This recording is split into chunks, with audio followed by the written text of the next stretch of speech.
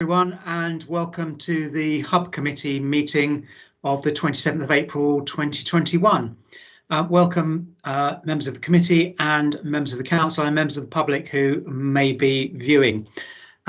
Just like to remind members the usual protocols apply, so if when we get to it you'd like to ask a question or engage in debate, if you could show your virtual hand or make a comment in the comments box. And if we could not have other comments being made in the comments box, we want to keep the discussion in the room, please. Daryl, Mr. White, any apologies for absence? Thank you, Leader. Good afternoon, members. We have 8 Hub members on the call and an apology from Councillor Sellis. Thank you, Leader. Okay, thank you. So, declarations of interest, members. Members are reminded of their responsibility to declare any disclosable pecuniary interest not entered in the authority's register or a local non-pecuniary interest which they have in any item of business on the agenda. Does anyone have any interest that they would like to declare?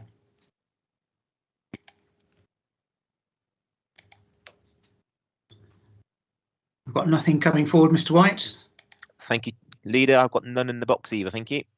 Okay, items requiring urgent attention. We do have one today. It's an item which was sent around to everyone, so you should have a note of it. ARG policy supporting our business communities, and this item is going to be introduced by Councillor Cheadle. Oh, thank you, Leader. Yes, this paper came in late last week and is the result of a very recent announcement by the government on an opportunity to acquire more resources under the additional support grant scheme. In a nutshell, West Devon were allocated around about 1.6 million to distribute to the business community of ARG money, and we thought we had until next year to dispense that money. The government has said that if we are prepared and able to dispense that money by July this year, 2021, we would be entitled to an additional £540,000 of ARG money to then distribute. So basically, if we can clear our ARG account between now and July 2021, we can have access to an additional £500,000. And this paper is in front of you simply to explain that process and to seek your agreement that we should proceed with it. In conclusion, I would say, and it's all there in the paper for you to read yourselves, I would say that all the other local authorities that we're in touch with have decided that this is the right approach to take. So with that, I'll stop. I'm happy to take any questions, and I think Chris Brooke is on the call. If you could just confirm that he is. I'm here, Councillor Cheadle. Yes. Yeah, thanks very much. So between Chris and myself, we'll do our best to answer any questions if there are any. Thank you, Councillor Cheadle. Members, any questions?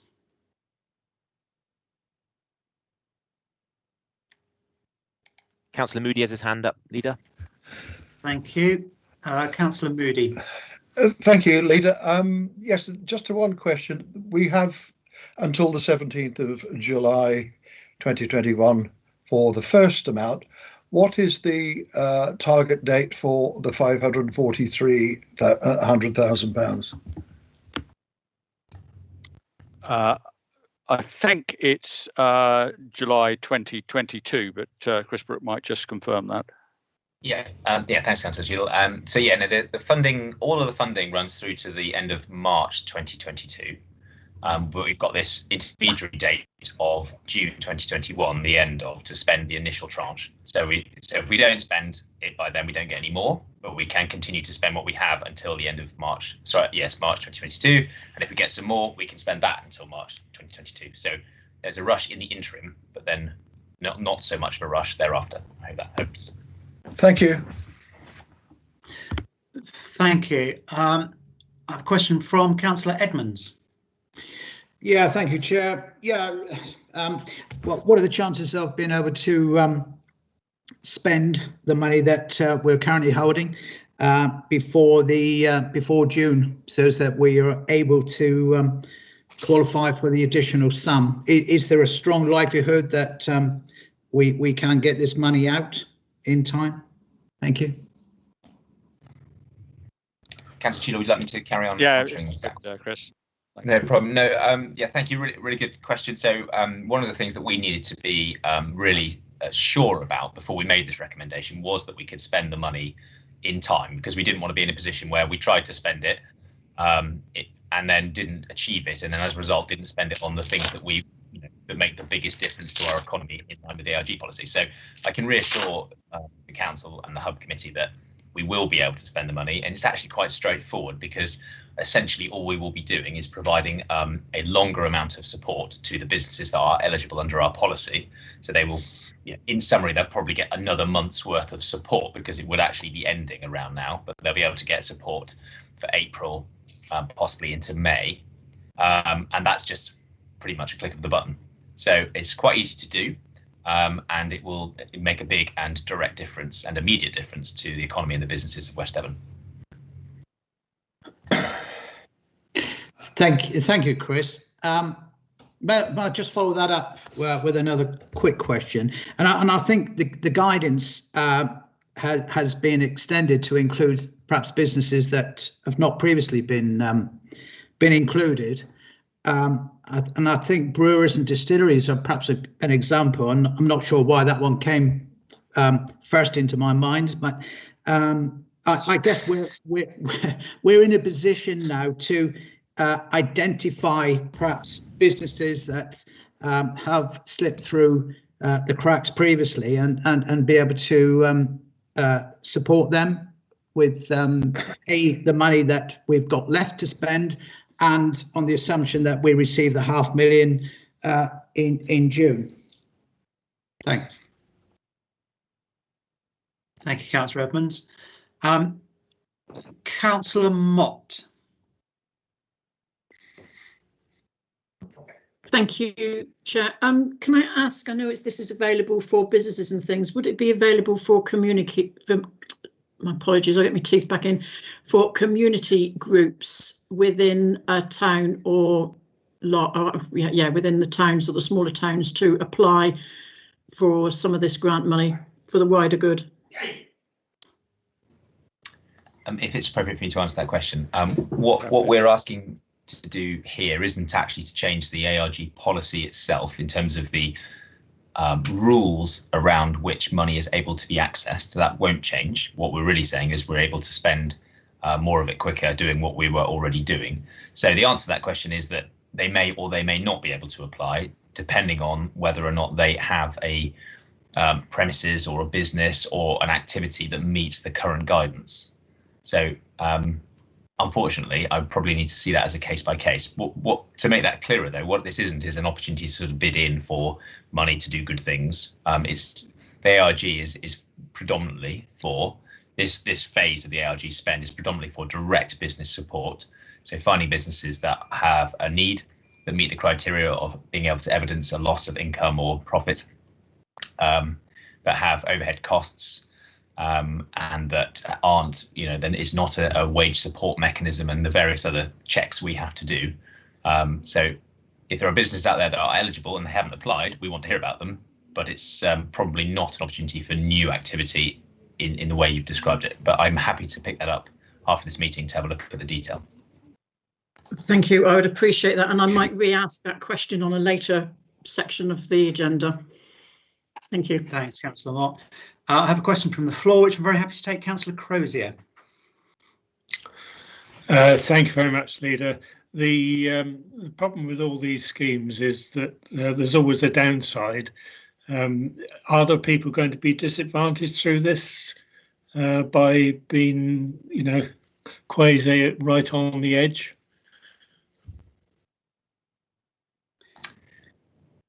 Well, if I may refer to my slightly to my previous answer, there's no change in who is able to access this funding. Just because what we're really changing is the speed with which we're spending it.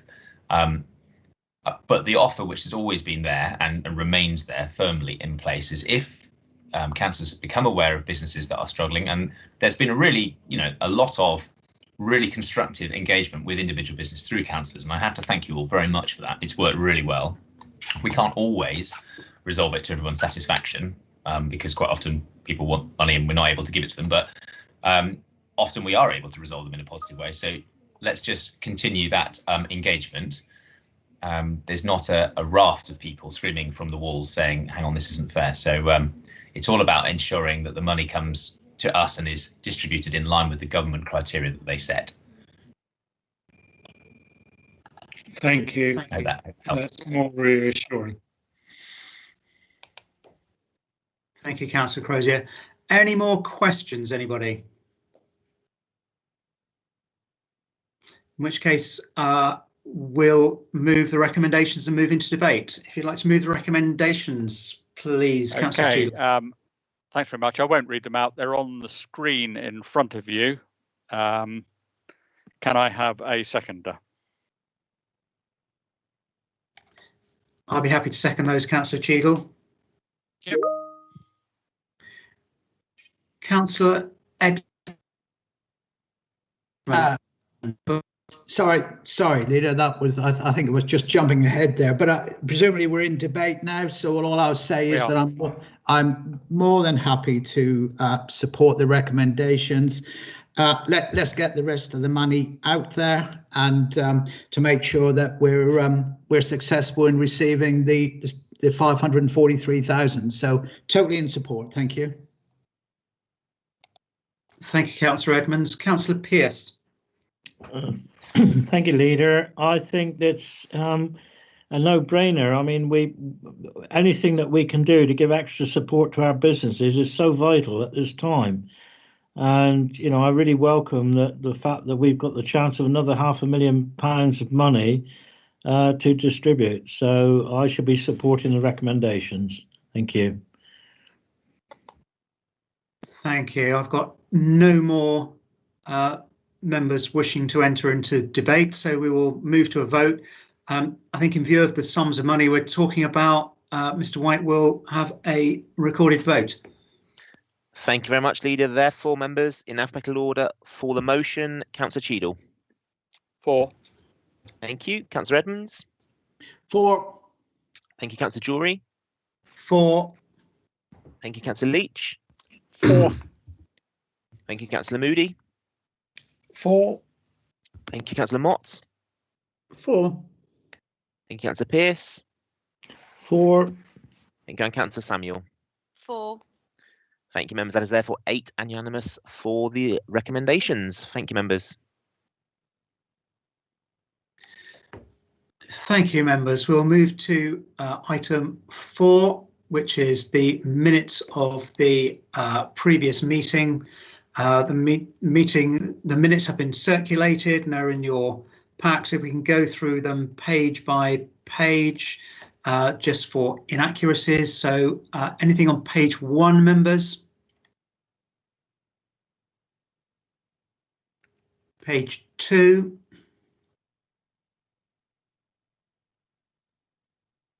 Page 3.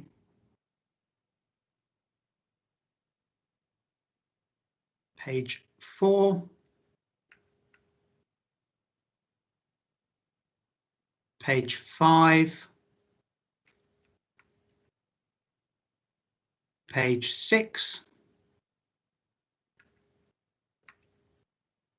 Page 7. And page 8. I'm prepared to accept the minutes as a record of the previous meeting. If anyone's got any objections to that, perhaps they would raise their hand now. I have nothing coming forward, Mr. White, so I'm happy to accept those as a record of the meeting, and we'll sign them in due course. Thank you, Leader. Thank you. Item 5 is public questions, and Mr. White, I have no notification of any public questions. That's correct, Leader. We've had none received. Thank you. Okay. Hub Committee forward plan, as is normal, you have in your agenda packs the forward plan for the Hub Committee. Does anyone have any observations or comments on the plan as in front of you and presented to you today?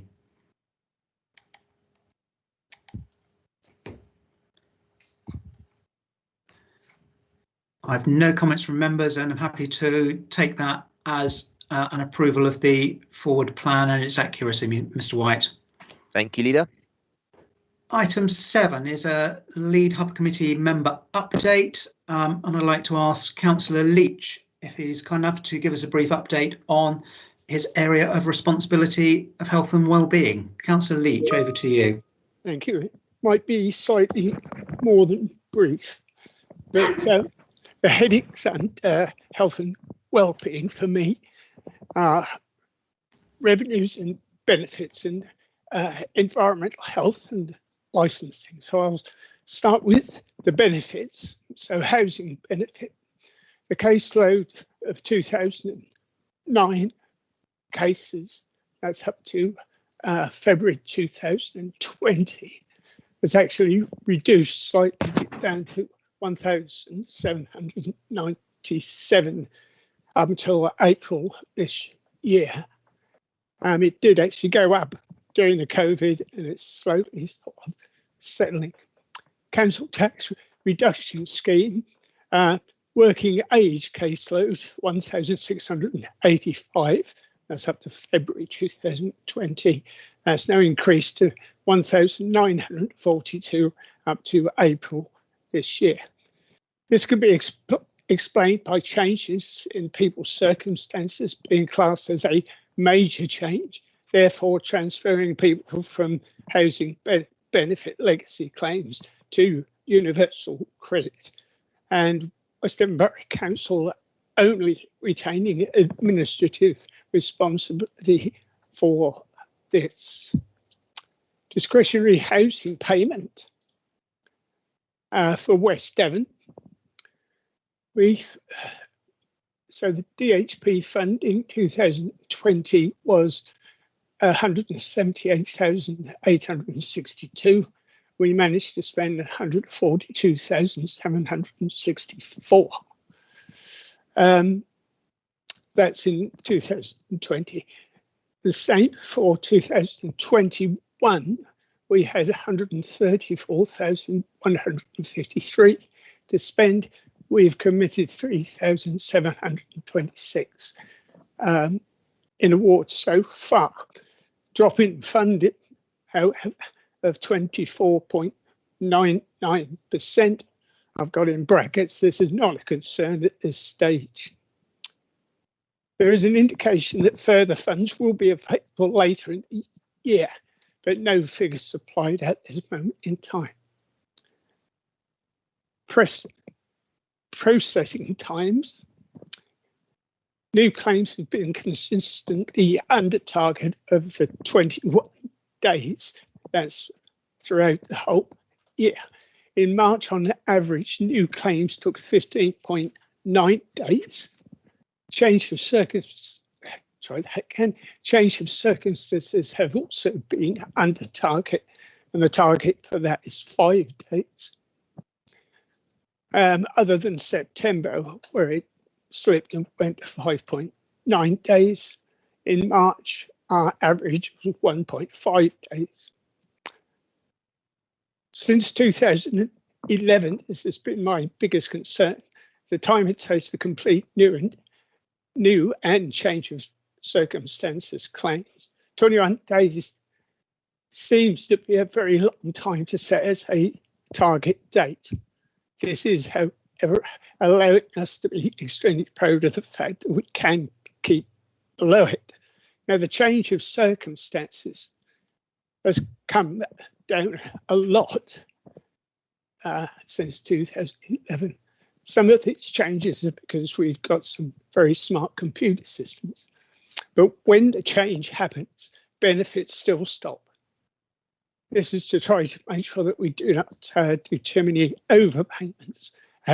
However, this does put a lot of pressure and stress on those people making claims, as with no money coming in, rents are not paid, the food can't be purchased, and people go into the red, which for me, not for West Devon, but for me, is a lot worse than us possibly overpaying for a couple of weeks, which we do more often than not get back. Test and trace £500 payments. 127 completed forms with 73 main scheme and 54 discretionary. 72 claims paid, of which 43 were main scheme and 29 discretionary. The main reason a claim wasn't paid at this stage was that the customer didn't show hardship. The discretionary scheme was limited, has a limited pot of money. This whole scheme is due to finish on the 30th of June 2001. It needs to be noted here that all this is based on hardship at the time of the claim. It does not cover hardship caused by being out of pocket and in isolation, which to me shows a bit of a flaw in the system. Just some information as to how the scheme has slowed down. So from October to April. So October, there was 6 paid, then 15, 14, 27, 10, and in March and April, nobody was paid out anything. This has been a difficult one for many people when they find they are unable to claim. We have a computer system that filters out people, so people who can't prove hardship get fully paid for being off sick, etc., etc., which does save many hundreds of hours from our staff looking through claims, which actually ran into about 1,800. I am concerned that people could have fallen through this particular filtering system, as we've not had the staffing levels to be able to do a sense check on it. Depending on who deals with the track and trace first, i.e. nationally, county or borough, the first two don't tell people to contact the local authorities, borough and districts, to see if they can actually make other claims, such as welfare support grant. We could do that if that became the norm. Whether we have the stats to actually cover that, I'm not quite so sure. Council tax, after an informal reminder sent this summer, which offered support, links to database charities, etc. Court was held in February 21. We sent out 889 summonses. 86 were withdrawn. That's after people started to negotiate. 106 were paid in full. And the court liability orders obtained leaves 697 accounts. Having these orders allows West Devon to be a bit more robust about how we go about getting money in. Interestingly, about 75% of those summoned are single people, which might be a wider indicator of lack of affordable housing options or shared housing opportunities. Collection rate for 2020-21 comes in at 97.33%, which compares with 97.71% the previous year. It has to be remembered that what was happening in the day-to-day life of our staff in revs and vents, on top of that, has been all the grants that have been given via the government. So the workload has certainly been excessive. And we know that the staff have been working 7 days a week for months, and we have to keep an eye on that one. So that's revs and vents. Now we have environmental health and licensing. Since January 2020, environmental health and licensing team has been at the forefront of council's response to the COVID pandemic. The team have provided a resource to coordinate the council's emergency response and linked in with partner organisations at a strategic and tactical level. The head of service has linked in with NHS Emergency Service Devon and County colleagues to ensure a coordinated response to a host of challenges, including infection control, PPE, logistics, enforcement and regulations, and arrangements for vaccination and testing. More recently, the government's roadmap at lockdown has progressed, and the team have supported local business in adopting to the COVID secure requirements, taken action against those who disregard the requirements, and interpreted a huge amount of new regulations and guidance to make sure our residents, our staff are protected from infection. The team has supported the elections that are coming with advice on health and safety and COVID requirements to ensure a safe election for public candidates and our staff. The team have supported the council's own roadmap out of lockdown and worked hard to coordinate action across the council to anticipate and deal with problems associated with businesses and facilities reopening.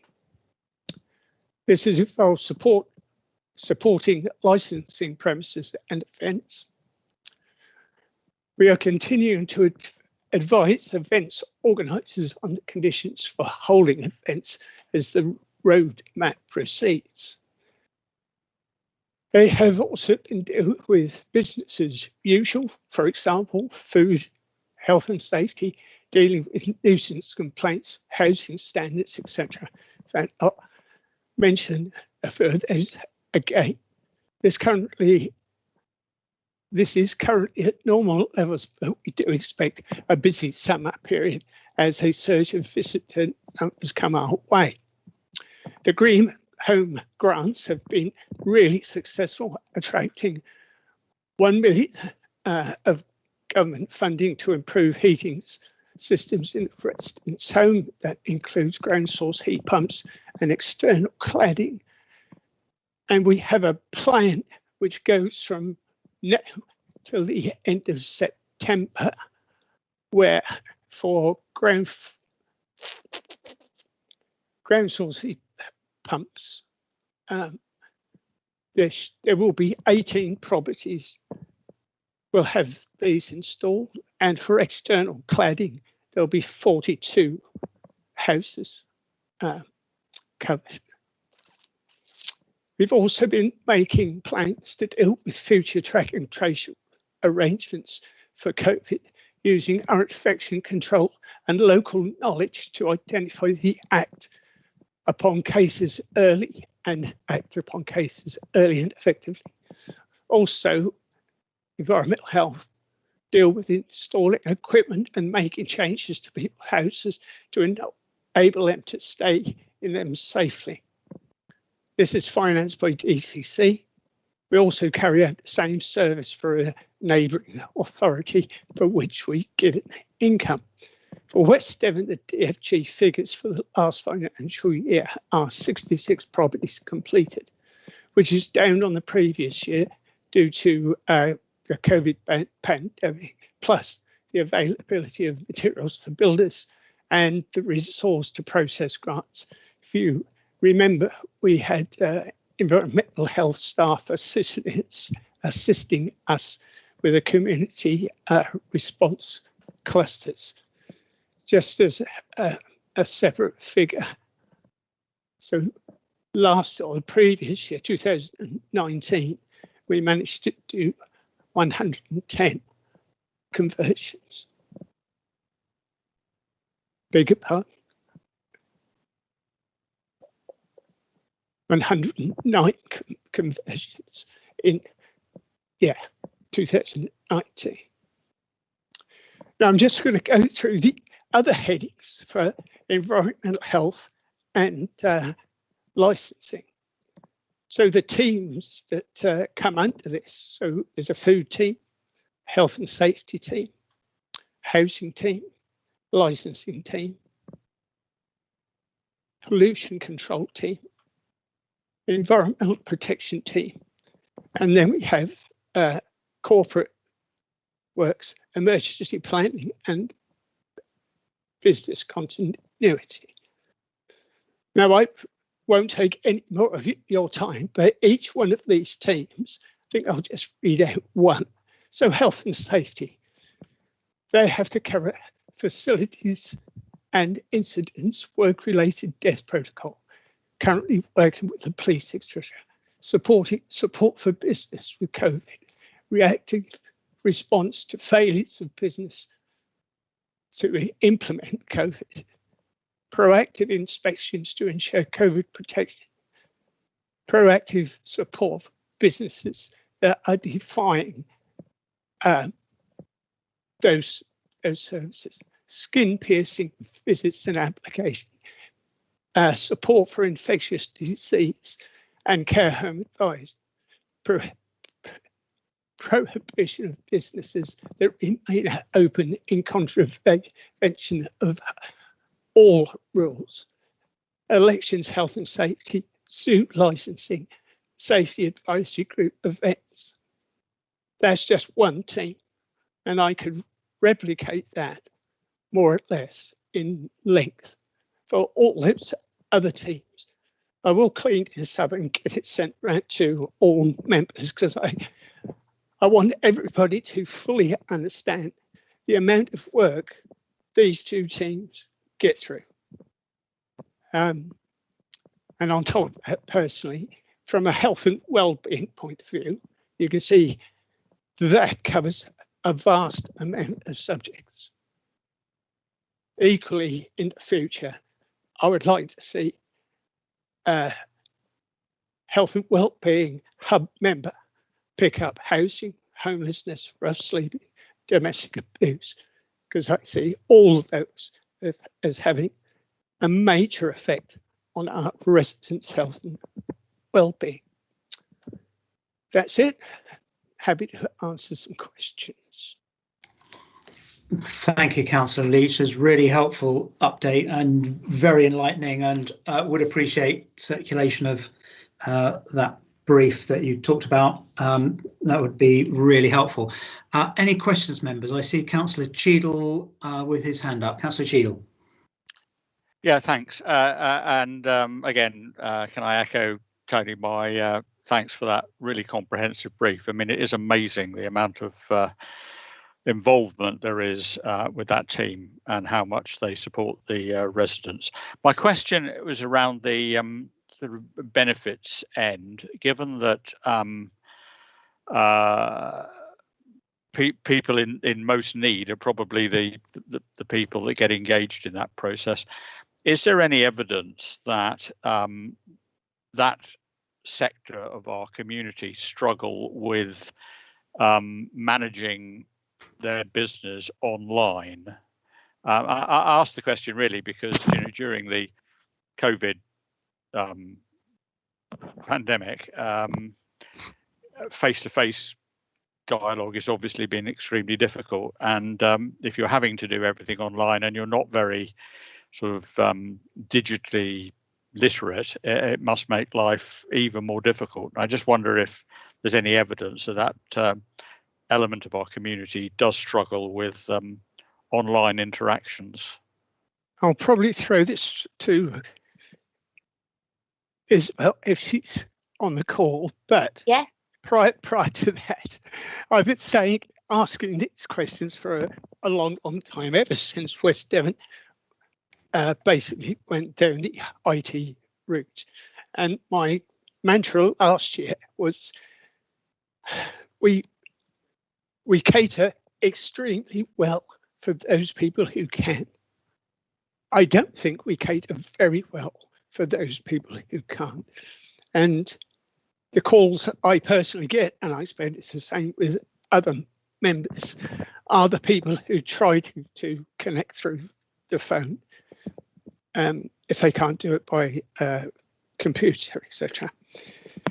Saying that the length of time, especially quite recently, when the bills went out, people were trying to get through and couldn't. And one person said to me he was 23rd in the line, 2 days running, and he just couldn't get involved with that.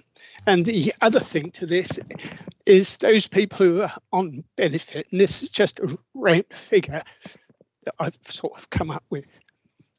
I think it probably costs £50 to £60 a month to have either a smartphone, a modem, and a contract, or a laptop, or whatever, just to be able to make your claims. Yes, you can go into the library, I believe, and they used to be able to go into our local office here, but of course they can't do that now. But I'll pass it over to Isabel because she might have more evidence. Thank you, Councillor Leach, and thank you for your question, Councillor Cheadle. Certainly, we are one of the emerging issues that's come to the forefront during the pandemic is this concept of digital poverty, which isn't new, but I think the reliance on more and more being done online has probably pushed it to the forefront more. We try and make our services as accessible as we can. The forms themselves are I don't know if anybody recalls the old housing benefit forms, which ran to 50 or 60 pages and were very complicated. We can hide the pages, only show the most relevant pages. Most of the change of circumstances now from a benefits perspective are automated through Lifetime and the Department of Work and Pensions tax records. So we are trying to work much more smartly so that those changes don't have a negative effect on people. It is always disappointing when we hear anecdotal evidence about how long people have had to wait in the queues to be able to speak to somebody. Before the pandemic, we were running drop-in surgeries. The CAB and various organisations such as that can assist with benefit forms, and we will always phone people back. Our localities team have again gone out, or pre-COVID days, gone out and done home visits with people that couldn't get into complete forms. So we try and do as much. We could do more, and we'll be carrying on working with that, and that probably feeds well into the corporate priority and some of the things around council services going forward, making sure that we do make sure that our services are accessible for all. Yeah, thanks very much. I mean, I really do think it's something, and I know Councillor Leach feels this very strongly. It's something we should never lose sight of, that there are a lot of people that either can't or are physically unable to use digital technology, and they're the ones that we've got to go the extra mile for, I think. Certainly, and if members do come across those in their communities, do get in touch with us, because there are other things that we can do to make sure that they're able to engage and get the assistance that they need. Great, thank you, Isabel. Any other questions, members? In which case, thank you very much, Councillor Leach. As I said, really interesting and very much appreciate the update. So thank you for that. If we can move on, Mr. White, the next item on the agenda is the Future Localities Service. And if I may, I'm going to ask Councillor Moody to introduce this item. Thank you, Leader. Yes, going on the previous statement about the call centres, etc., I think that the improvements that we're making to the locality service, as Mrs. Blake mentioned, that the locality officers are available for home visits, and these improvements may work towards that as well. But anyway, I'd like to introduce you to the Future Locality Service report, which is in front of you. And I just want to, members will remember that the Localities Task and Finish Group was set up in October 2020 and undertook a review of the local service. And a subsequent report was submitted to the Overview and Scrutiny Panel in March 2021. And I've been working with the lead officers to consider the recommendations of the Task and Finish Group. Members will also know that the localities team has been operating for over 5 years since the T18 transformation programme, and this is the first time since the extended leadership restructure of 2019 for a locality service to be reviewed. So careful consideration has been given to the operation delivery of the service to ensure that the new service is robust and fit for purpose without compromising any work tasks and responsibilities. It's proposed to have a new administrative role, that's easy for me to say, role of level 8 to allow mobile officers to be able to spend more time on the ground and in the community. Up until now, officers, a deal of their time is to do administrative jobs, and this level 8 role will free them from that task and allow them to be more flexible and mobile. The relaunch of the localities team will provide a sense of identity for the officers, and it's worthwhile pointing out at this particular time that all the mobile locality officers have been consulted on any changes. Their actual role has not changed greatly. It's just that they have more flexibility. But the officers are certainly behind the reallocation. Or the relaunch, I should say. The relaunch also includes the provision of uniforms, because our locality officers, so that they will be more identifiable in the community and will give them a professional appearance as they are our council ambassadors. It's also intended to refine the roles of the senior mobile localities officer, and she will become a dedicated single point of contact for members. This is something that members, I have had feedback from some members of where should they be going for mobile locality officer or localities information. So we will have a single point of contact for members, and the relaunch also includes the introduction of a shared senior localities officer, which will share responsibility between Southampton and West Devon. That's adding more structure to the localities function. The restructuring of the service also will redefine clearly all the team's responsibilities of the locality officers. As I say, generally there isn't going to be a massive change. It just gives them more flexibility. And it will also provide a better visual presence within the community, providing clarity to members and communities about who does what, and allows officers to focus on the problem, resolving issues in the field, and moving that administrative cost to central function. If you look at if you refer to Appendix B, this gives you a flowchart of the responsibilities and interactions between the officers under the restructure. The proposed restructure has a single budget pressure of £12,500, which is required to be put into the base salary budget. And this is due to the creation of the Localities Support Officer and the Shared Senior Localities Officer. There is an additional cost of £500 to provide uniforms annually.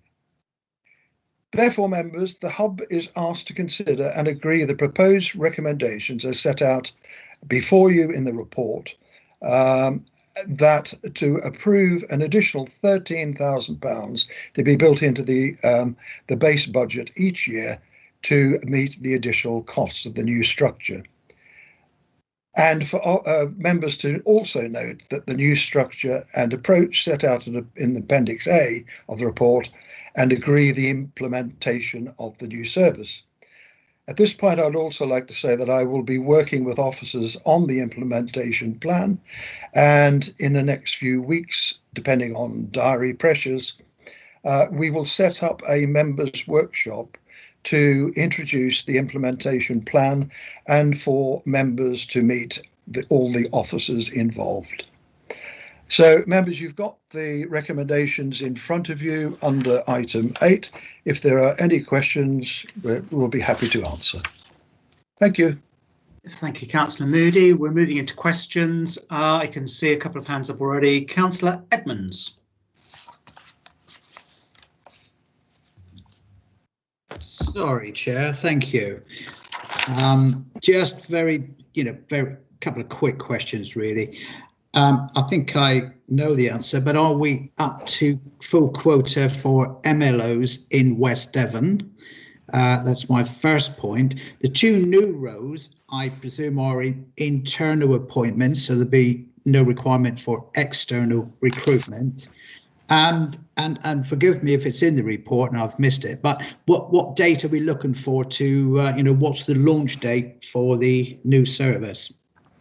Thanks. Okay, thank you, Councillor Edmonds. Yes, the first question was about, you identified my deliberate mistake, that we now have a full complement of mobile locality officers. We do not have any shortages. So that's the first question. Thank you. Second question was, again, if you could remind me. Yeah, the 2 rows, the locality support. Oh yes, they are internal. Yeah, they're internal. The one officer is currently employed by South Hams, and he's the one that will share between the 2. And the other one is Luke, who currently is desk bound most of the time, and he will be out as a sort of the MLO's management and supervisory role out in the field. And the final question was just the launch date, Councillor Moody. Launch date, I think I'll hand that over to Mrs. Moody to give an indication of when it will become active. Mrs. Moody there? I'm talking on mute, apologies. Good afternoon, everybody. Yeah, so obviously we can never preempt the outcome of today's hub meeting, but because there's no significant fundamental contractual changes, we are able to go with a time frame quite quickly. So I think the best time would probably be after the workshop, so that members are able to familiarise themselves with the implementation plan, meet the colleagues that sit under the structure, and then we can agree a date from there. But I foresee that to be quite quick, because there's no fundamental contractual changes which should allow us to go through a formal consultation process. All sounds good. Thank you very much. Thank you, Chris. Thank you, Councillor Edmonds. Thank you, Mr. Moody. Councillor Moody, if you'd like then to move the recommendations, and we will move into debate. Yes, recommendations as in front of you. Item 8 is that the Hub Committee resolves to approve an additional £13,000 to be built into the establishment base budget each year to meet the additional costs of the new structure, and 2, note the new structure and approach set out in Appendix A of the report and agree to the implementation of the new service.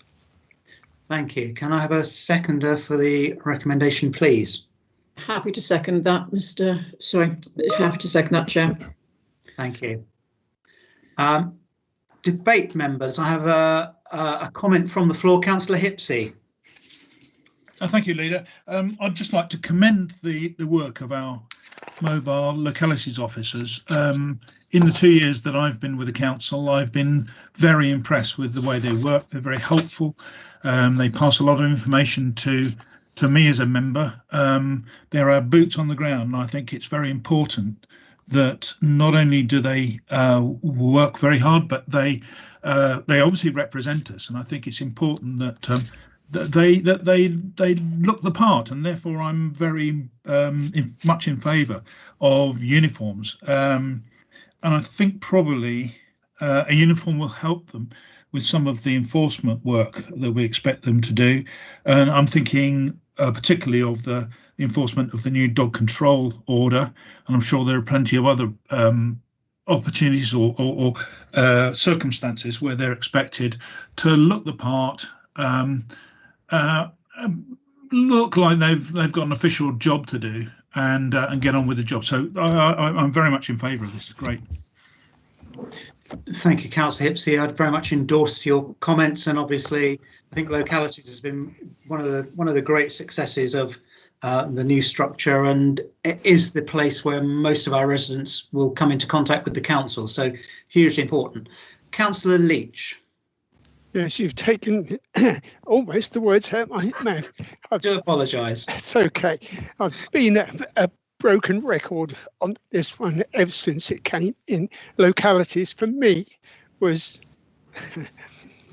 the light in a tunnel of T18, but and they have been, for me, understaffed. My only slight concern at the moment is the structure, and until I get to know that structure, from what I see on the screen, it does look very management heavy, but I'd prefer to see a lot more green at the bottom, but we'll see how it goes.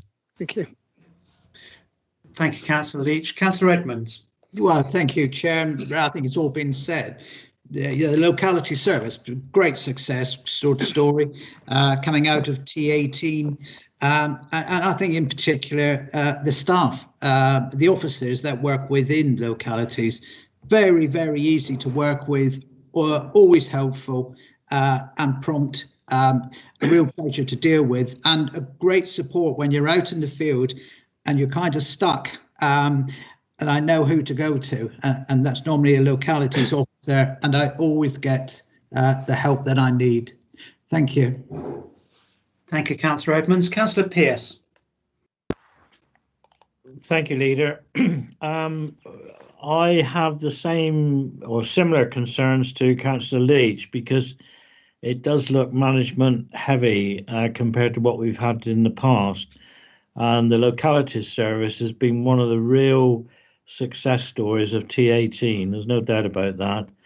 And I would not want that to be affected by the new structure. So, you know, I should be watching this very closely as lead member for communities, because, you know, we have to be careful here that we're not trying to broaden something that is not broken and you know has been so successful. So I just hope that the extra management is not going to mess things up. Thank you very much. Thank you, Councillor Pearce. I wonder if I can get Mrs. Moody to respond on that. I'm sure there's been a huge amount of planning and thought that's gone into the new structure. Yes, thank you very much. Thank you very much, Councillor Jury. Yeah, so I'll respond to Councillor Leach and Councillor Pearce's concerns there. So when we use the term within the structure senior, it's not necessarily in a management capacity. I think the work as part of the task and finish group was that the recognition of the different and varied tasks that the localities team have to carry out.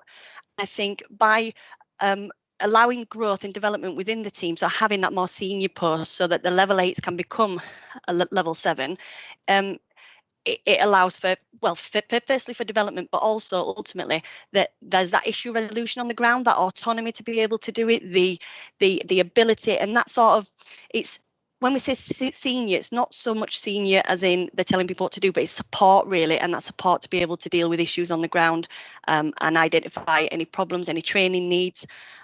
So when you look at that structure, that's what that is, not necessarily management as in the traditional management style, if you get what I mean. I hope that helps slightly. Yeah, thank you, Mrs. Moody. That I find that helpful. Thank you. Yes, thank you. Yes, very helpful. Thank you. I've got no more debate on offer, members, so we will move to a vote. The recommendations are as in front of you, and Mr. White, in view of the budgetary implications, we will record a vote, please. Thank you very much, Leader. Therefore, members, Councillor Cheadle. 4. Thank you, Councillor Edmonds. 4. Thank you, Councillor Drury. 4. Thank you, Councillor Leach. 4. Thank you, Councillor Moody. 4. Councillor Mott. 4. Councillor Pearce. 4. And Councillor Samuel. 4. Thank you, members. That's therefore 8 and unanimous in favour of the recommendations. Thank you, Leader. Thank you, members. Thank you. We can move to item 9, which is the write-off report for 2020-2021, and I'd like to introduce the report. Thank you, Chair. This report covers debt write-offs for the year ended 31st of March 2021. The Section 151 officer has discretion to write off debts under £5,000 and a total of £114,226 has been written off during the year as detailed in tables 1 and 2 on page 26 and 27 of your agenda papers. Write-offs over £5,000 require Hub Committee approval, and recommendation 2 of the report requests permission for write-offs totalling £23,183.50. These are summarised in table 3 on page 27. The 2 council tax cases refer to IVAs, which means that the council was unable to pursue any further recovery activity. The sundry debt refers to unpaid commercial rent and dates back to 2015-16. Recovery action has proved to be unsuccessful, so the debt is now deemed to be irrecoverable. There is good news on council tax collection rates. As at the end of February 2021, the collection rate was just 0.5% below the February 2020 figure, and the year-end rate is even better at just 0.38% below the previous year's figure. In April and May of last year, a reduction of 5 to 10% was anticipated due to the pandemic. So a reduction of just 0.38 represents a significant achievement on behalf of council taxpayers across the borough.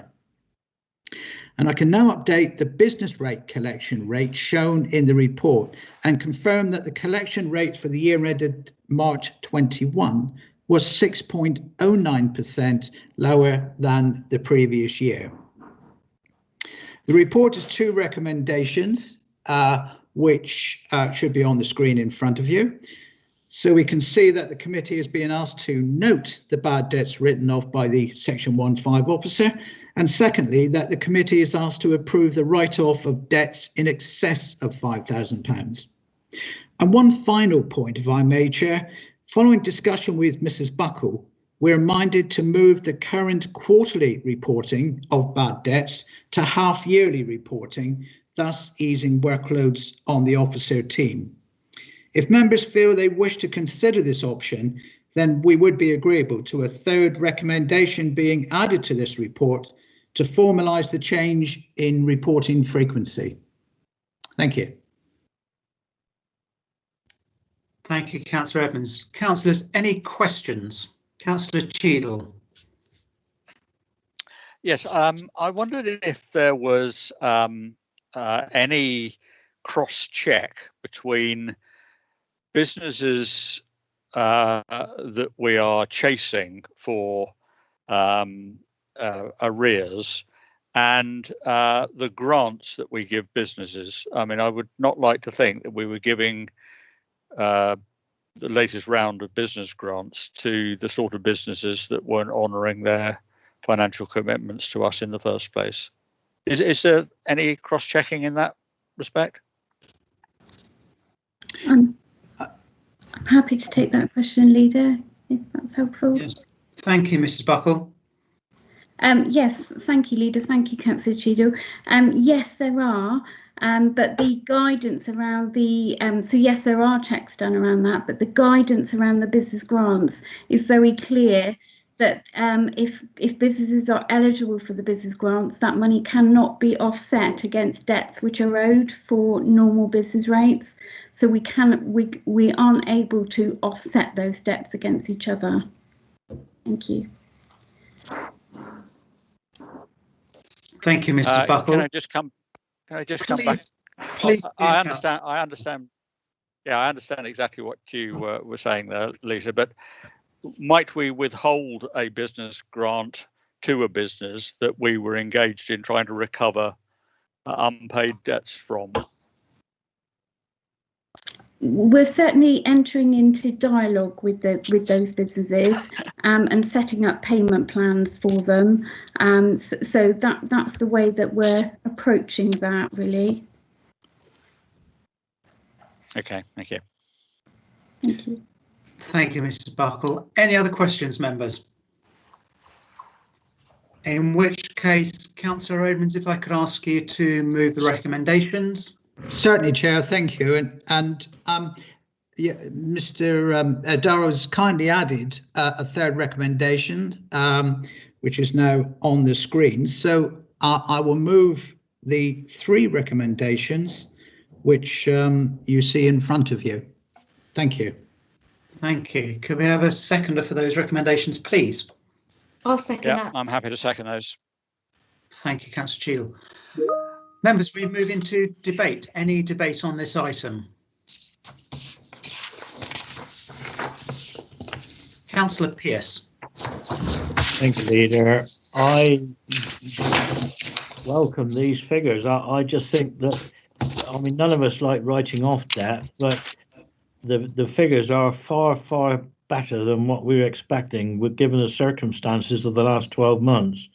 I mean, it really has been a horrendous time. I'm just wondering what sort of debt provision, given the figure that is provided here, the bad debt provision of what is envisaged this coming year, or the financial year we're in now, taking account that furlough will be ending at the end of the summer, which is obviously going to affect a lot of people unless they've got jobs to go back to. And this is my worry, is, you know, what situation we're going to be in at the end of the summer, and you know, how we're going to cope with possible further defaults on payment, both in council tax and business rates. Thank you. Thank you. Mrs. Buckley, are you able to give an indication of how you see the situation panning out on that particular issue? Yes, certainly, Leader. Thank you, Councillor Pearce. Yes, so looking back at when we closed down our accounts last year on our balance sheet for March 2020, we had a bad debt provision for business rates of 248,000 and for council tax of 407,000. We are in the process of recalculating those figures for March 21 as we speak. We've already calculated the council tax one, and in light of, as you say, about furlough ending, we are adding on about 5% additional provision to our bad debt provision for council tax and business rates. because we feel that would be a prudent approach. We also have the income tax guarantee scheme, which was the government scheme which was announced for 2021, and through that we will be able to reclaim some of that increase in the bad debt provision. We think it's probably around 20,000, so not a huge amount, but it does compensate us for increases in bad debt provision, and that was a specific government compensation scheme which is in place for 2021. Thank you. Okay, thank you very much. That's most helpful. I mean, hopefully, with the way things are going at the moment, with businesses that have started to reopen, you know, things won't be as bad later this year as you know, it could be envisaged. I'm hoping that, you know, we in our towns, as far as business rates, won't be affected as much as the big cities where they've lost a number of major retailers. And I think it will benefit our towns and our smaller retail independent businesses. So fingers crossed. What we need is a really good summer of weather, which will encourage the tourists and to come down and spend their money down here as well. Thank you. Thank you, Councillor Pearce. Certainly echo that, and some of the contact I've had with some businesses, at least, are very hopeful that things are going to go well this summer and are probably looking to recruit people. So there are glimmers of hope, I think, out there, which we must try and encourage. Any other debate, members?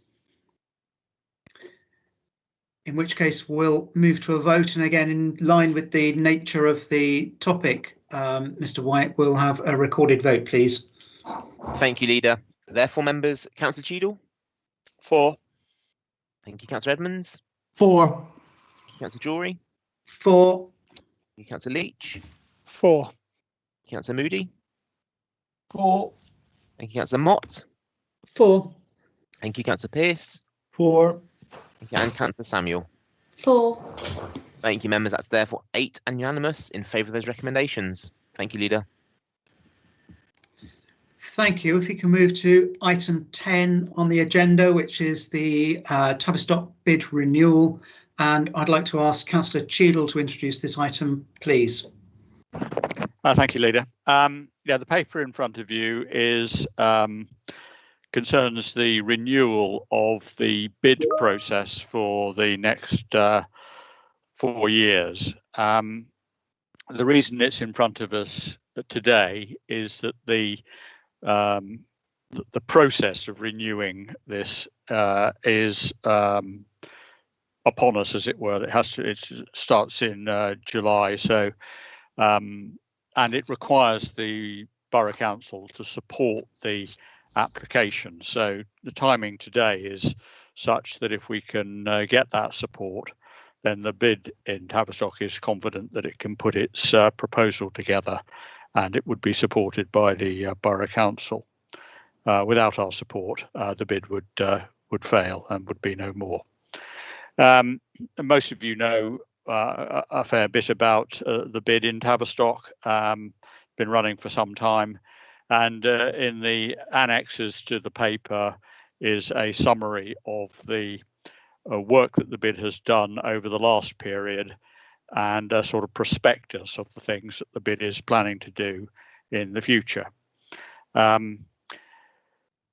So that's the timing and the portfolio. The funding requirements for the bid are in 3 or 4 sections. First of all, there is an amount of money required to collect the levy from the 300 or so businesses that participate in the bid, and we are able to charge for that process, but much like Plymouth, the paper proposes that we do not charge the bid for the collection of the levy, but we consider that sort of payment in kind, and that would equate to around £20,000 across the period of the bid, the 5 years. So that'd be £4,000 work in kind, as it were, for our support to the bid. In addition, there's £3,000 to arrange for the ballot of the bid members to support the application for the next process. And then there is our levy of to be a member of it at £2,048 a year. So that comes to just over £10,000. So the figures as far as West Devon are concerned is £20,000, but not in money, but in effort in collecting the bid levy, £3,000 in funding to arrange for the ballot, and just over £10,000 across the 5-year spell as our levy, and it entitles us to be a voting member of the bid process. In addition, the bid has secured £20,000 of ARG funding, but of course that is transactional. It's not our money, as it were. It's central government's money that we have passed through to the bid. So the paper in front of you asks you to consider that and whether you are prepared to support the bid and to support the funding as set out in the paper. I'm very happy to take any questions, and Chris Brooke is still on the call, so he can help too. Thanks very much. Thank you, Councillor Cheadle. I have some questions coming forward. Councillor Mott. Thank you, Leader. I have a few questions, if I may, please. In the report, page 36 states that the bid pays for the baskets, brackets, planting, watering and feeding of the hanging baskets.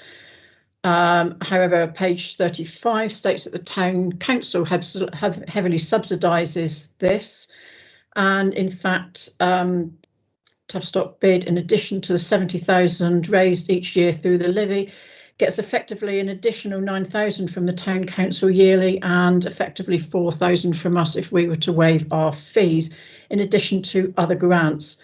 So I would be interested to know in how that 70,000 is spent and how they plan on spending it.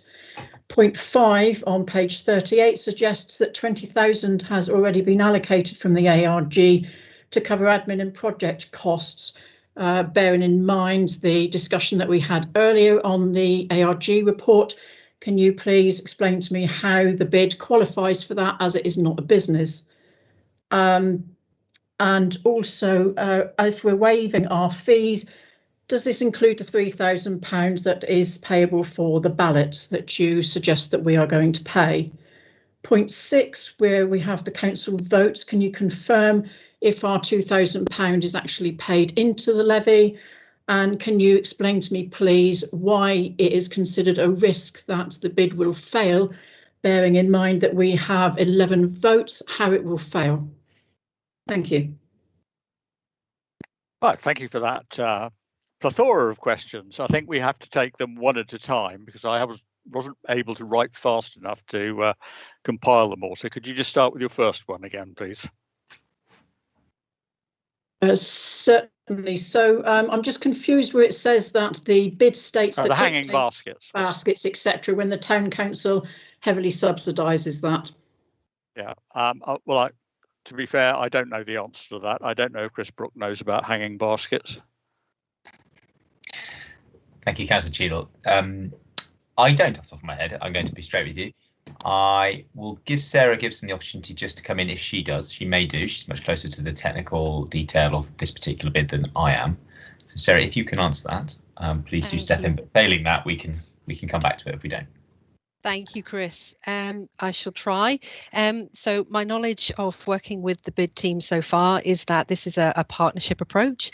So contributions from the town council, contributions from the bid levy combine to provide the service of flowers, hanging baskets, and also planters on the highway. So it's a collaborative process. Okay. I think that's the best we can do on hanging baskets. Would you like to move on to your second question? Yeah, okay. It seems they're taking credit for things that is subsidised by other bodies. Okay. Well, I think to be fair, Caroline, I think to be fair, it as Sarah was saying, it's a collaborative effort. We don't pay for all of it, and neither does Tavistock Town Council pay for all of it. No, I appreciate that, but I think we need to be clear that the bid is heavily subsidised by Town Council and other groups, as well as the levy that is raised from the businesses. Yeah, I think we accept that. Yeah, it's everyone in the boat. Can I add something in there, Councillor Chair? I think that at least part of the answer is probably that the bid is reliant on the workforce of the Town Council to actually put the hanging baskets in place.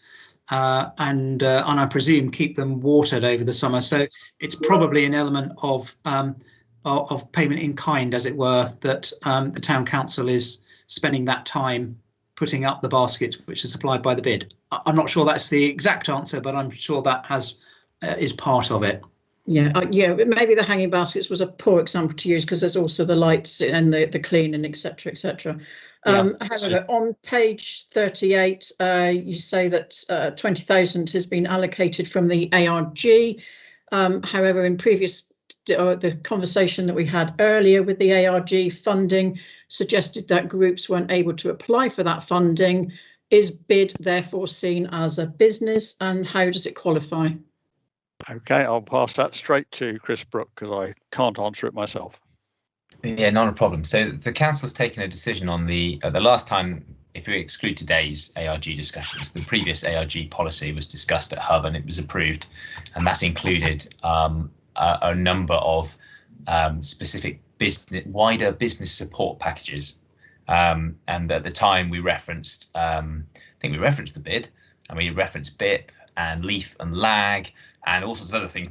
We didn't say this is definitively what we're going to do, but we referenced the opportunity to do that wider business support, and we still absolutely intend to do a lot more of it aligned to our corporate strategy up until March 22. The conversation today was simply about whether the timing on getting and reaching additional finance from central government. So the decision to support bid through the ARG was aligned to the previous decision on how we can spend ARG for wider business support. The timing of it was before BEIS announced this additional funding. So in fact, it's helpful in that regard, as in it's £20,000 that's money that's been spent and can be shown to be spent, and therefore puts us closer to our target of spending it all by June of this year to access more money. So it's to do with the wider business support that we didn't discuss earlier today. But we have previously, or this committee has previously approved for ARG that they were able to access that funding. I hope that clarifies it, but if not, please do come back.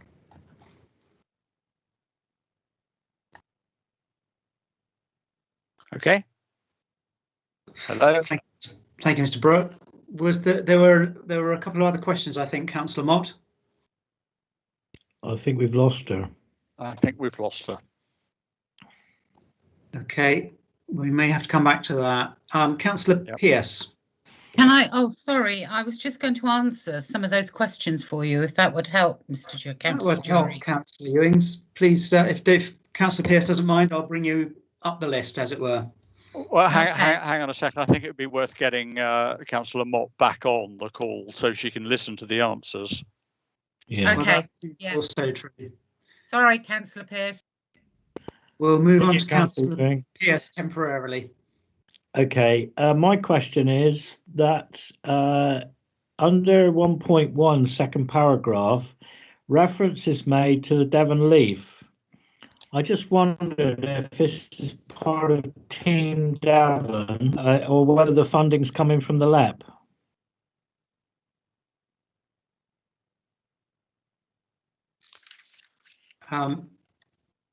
Mr. Brooke, are you able to answer that question?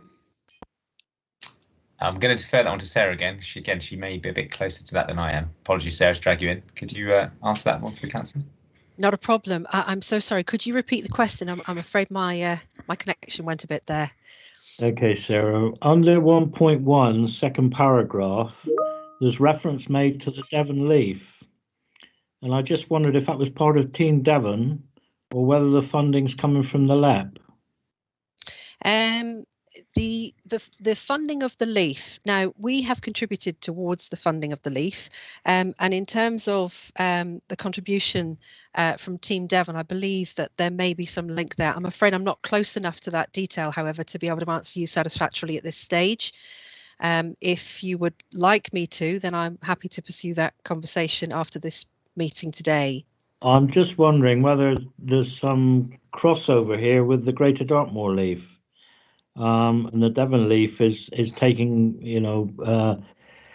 yeah, I've got to be careful what I say here, but I just wanted clarification of where their money was coming from. So it's the first time I've seen the Devon LEAF quoted in anything. So this is what my query is, to see whether it's part of Team Devon or whether the funding is coming from the LEP. Anyway, I'm quite happy for you to come back to me later today or tomorrow, please. I shall do so. Thank you, Councillor Pearce. Thank you, Councillor Pearce. Councillor Mott, I think, is back online. I am. Thank you.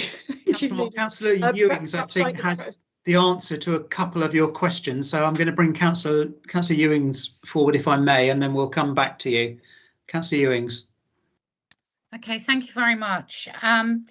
Just with regard to a couple of your questions, Councillor Mott, I sat on the bid board for many years, so hopefully I can answer a few bits and pieces of it. The Christmas lights, etc., are installed by the Town Council work staff, and they test the brackets and everything else like that. There is a small fee paid for that. The hanging baskets is the same situation, and the brackets are all tested first of all by the works depot staff, and the hanging baskets are installed. The bid pays for the baskets, the brackets, and for the installation, and the watering they pay Tavistock Town Council to do that, and the council, I suppose, their share of it is in a reciprocal manner, in that the bid pay for the watering once a week, but the Town Council actually carry out the watering twice a week. And as you will have seen earlier on with comments, the hanging baskets are also entered into the Britain in Bloom competition, along with some of the funding along the road, Sensory Gardens entered into it, and things like that. I don't know if that helps, and I can't remember some of the other questions. Well, let's do a catch up on the questions. I think we're sufficiently wise now about the hanging basket issue. Where did you leave off, Councillor Mott? We lost you in the interweb somewhere. Yes, my apologies. I think my internet couldn't cope with all of the videos going on. We've done the ARG question. I think we were on to the next one.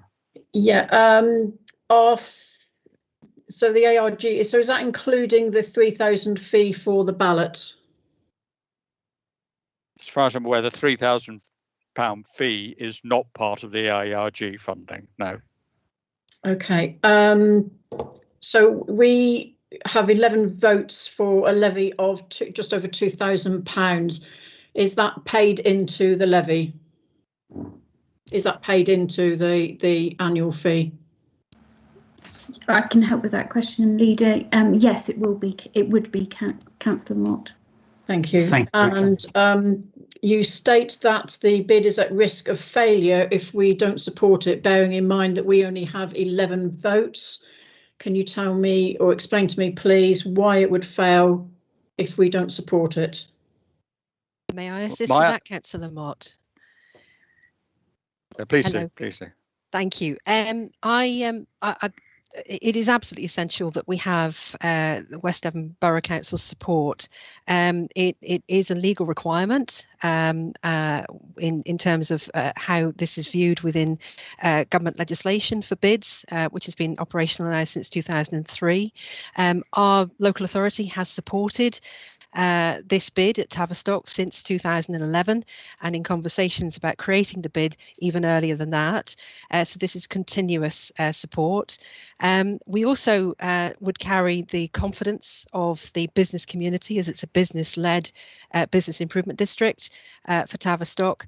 And as we demonstrated in conversations with leading business owners last week, when we held a placemaking dialogue with members of those businesses and key voters for the bid, they have actually demonstrated the value and their keenness and support and enthusiasm, both for the bid, but also of our involvement and engagement in supporting their community and wider.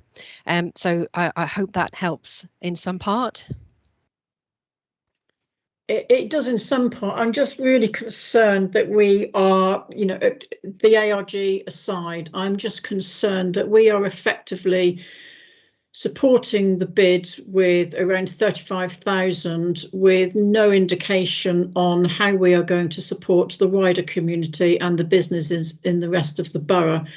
I'm very aware, for example, that Oakhampton does all of this with no support at all, either through the ARG or from West Devon funding. They fundraise the money themselves. They pay for the lights, they pay for the brackets and any inspections and the installation, as well as the hanging baskets and the watering, as well as running festivals, etc., etc. So they do all of that work on their own with no support from us. So I'm just curious how we are going to support the wider borough. And it's not that I'm against this in principle.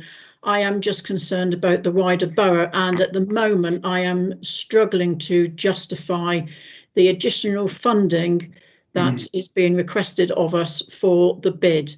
But I do want to stress that I am not against business support at all. I'm just questioning where our support for the wider borough is. And okay, thanks for that. I mean, if I can just jump in there, I mean, we do a range of things for the businesses across the borough. It just so happens that Tavistock has decided to embark on having a bid. I'm sure that if Oakhampton decided in the same manner that a bid would be a good business initiative for them, I feel absolutely confident that we would support it, but they choose not to. I appreciate that, County Chair, and I'm aware that there are other people wanting questions. However, that then implies that businesses in Oakhampton, for example, so I'm sorry to use Oakhampton as an example because I'm fully aware there is Hatherley, North Taunton, Chagford, for example, that have exactly the same situation where businesses are struggling and they cannot necessarily afford to pay the levy to be in something like the bid. And therefore they need our support just as much as Tavistock does, if not more, because they don't have a body to speak up for them. Well, I hear what you say. I mean, I think, well, I question, in a sense, what your question is. I mean, should we not support Tavistock because they've bothered to form a bid and have asked for our support because Oakhampton haven't? I'm fairly sure that Oakhampton has on several occasions asked for support, and if they have to have a bid or something like that to be able to do so, it just seems a shame that the businesses have to pay into a levy to have a body to be able to speak up to them, when I know that town councils, etc., have other people that are trying to access funding, that are trying to access support from us, and they're not getting it. Councillor Cheadle, Leader, and Councillor Mott, would you permit me just a few moments on this question? Yes, indeed, Councillor Brooke, and members are just reminded we are in questions at the moment, and we'll move on to debate shortly. But Mr. Brooke, if you could respond, that would be. Well, thank you. No, I just want to reiterate that the wider package of support that is being expressed as an ambition for the council absolutely aligns with everything that we will and will continue to talk about in terms of our corporate strategy and economic support, about ARG, about wider business support, around the opportunities for the Community Renewal Fund, opportunities. There are grant funding opportunities, and we are restructuring this entire council to deliver that wider economic support, because we recognise, and you recognise, and you are clear with us that that is a priority. So I really don't think it's a question of it's this and it's only this way. It's not. It's just so happens that this opportunity is available in Tavistock. It's one we should celebrate and get behind. It will make a difference to Tavistock and the wider area. There will be, and there should be, opportunities to do the same thing. It doesn't have to be through a bid, across the whole of the borough, around Oakhampton, around Hadley, around all of these other areas. It's the wider business community we have to support, which is why the Hub have taken that decision to use the ARG for wider business support. We've got money there, £320,000, that will come through after June of this year, and we will be looking for ways to support those communities with that funding and our staff time. So it shouldn't be, and isn't, this as opposed to something else. It's this and something else. It just so happens that this is what's being discussed today, and I hope that kind of sets it in context. Thank you, Mr. Brewer. I very much echo that. I see this as being an initial salvo in a wider array of assistance that will be delivered to the economy as much as we possibly can. I'd remind members that we did make funds available to town councils to help in opening up and so on last year during the pandemic, and we were extremely even-handed in that. And I'd really want the same degree of even-handedness to continue, if that's at all possible. It just so happens that at the moment, a bid is the vehicle in Tavistock through which much of this work is done, and it happens that the timing is such that it needs our help and assistance now. So I very much view this as being an opening shot rather than a final shot. So as far as I'm concerned, there will be other assistance coming forward for the rest of the borough in due course. Councillor Edmonds, you have a question. Yes, thank you, Chair. Well, some of my questions have already been asked, and yeah, certainly one of my questions would have been around this question of wider support for businesses across the borough. But I've listened to the answers, so I won't go any further with that one, except to say that, yes, I will be very interested to see how we are able perhaps to consider and demonstrate that support to other businesses across the borough as we move forward. So let me just pick up another point, and that is around the officer time that's spent on collecting the bid levies. So do we know how much time is spent on that task, and is it therefore realistic to waive this £4 per annum fee that the bid have been paying us? We waived it for the year just gone, I understand, and now we've committed, or we're proposing, to waive that fee for the full term of the next bid. Is that slightly over generous? Should we have perhaps considering reviewing that on a year-to-year basis on the strength of financial information from the bid and progress with the bid? But really what I'm interested in, what impact does that have on the council, given the level of staff resource that we have and current workloads across the council? Thank you, Councillor Edmonds. Mrs. Buckley, are you able to answer that particular point? Yes, thank you, Leader. So the amount of time that we spend on the Tavistock bid administration, it's between about 5% and 8% of a FTE in case management's time. So there's about 2 days at the beginning of each financial year that one of our case managers spends in setting up all of the billing process for the Tavistock bid, and then on a monthly basis it's anywhere between about 4 and 6 hours every month. So collating that over a year, it's between about 5 and 8% of an FTE in case management. With regards to the 4,000 fee, that has been waived for 2021. This report proposes or recommends waiving that for the 5 years of the bid renewal. I think that's a political decision for members in terms of whether to do that on a yearly basis or whether to do that for the 5 years of the bid period. Thank you. Thank you, Mr. Buckle. Does that help, Councillor Edmonds? Well, it does, and I would imagine that workload includes probably chasing non-payment or late payment of levies. I just want to be sure that in general, I support the bid. I see the need. I welcome. We need successful town centres and in local centres across the borough.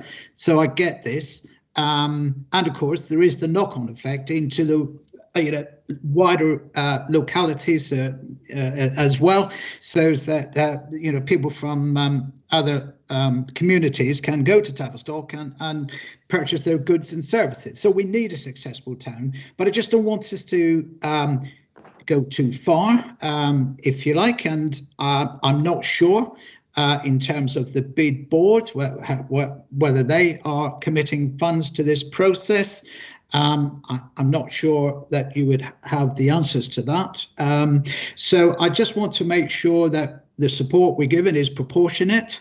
And yes, I think I would have felt more comfortable with a proposal to look at this £4,000 fee on an annual basis, rather than perhaps committing to waiving the fee for the full term of a bid. Yeah, so that's my thought on that one. Thank you.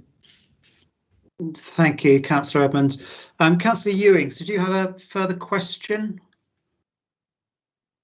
I didn't have any further questions. I was just going to briefly explain Oakhampton had refused a bid. The businesses voted against it. One of the main reasons the bid had its inception in Tavistock is the Christmas trees used to be funded by businesses individually. That was all well and good with the independent businesses, but the corporates and multinational businesses refused to give any money and said they would only give money if they had to pay via a bid, because bids were being introduced in other parts of the country. So that is why Tavistock went for one. It's been voted through twice. And it does pay for those things for those businesses. They pay 1% of their rateable value, even if they are excluded, like for the first, I think it's 10,000, but I think it went up last year, that they don't pay. They still have to pay their bid levy of 1% of that fee, because it then gets the multinationals in, and it's paid on rateable value of properties. So I don't know what the West Devon Borough Council's bid levy is. I can't think off the top of my head, but I do know Tavistock Town Council pay the most into it. And we are their biggest supporters, as is probably only right and proper. But it does bring in a lot of people into the town from the outer regions. It has a lot of fun activities that it can promote, and put on events, etc., to bring people into the town of Tavistock. Oakhampton have their lights done in a completely different way, and personally I always think Oakhampton's flag posts, etc., in the town always look far more exciting.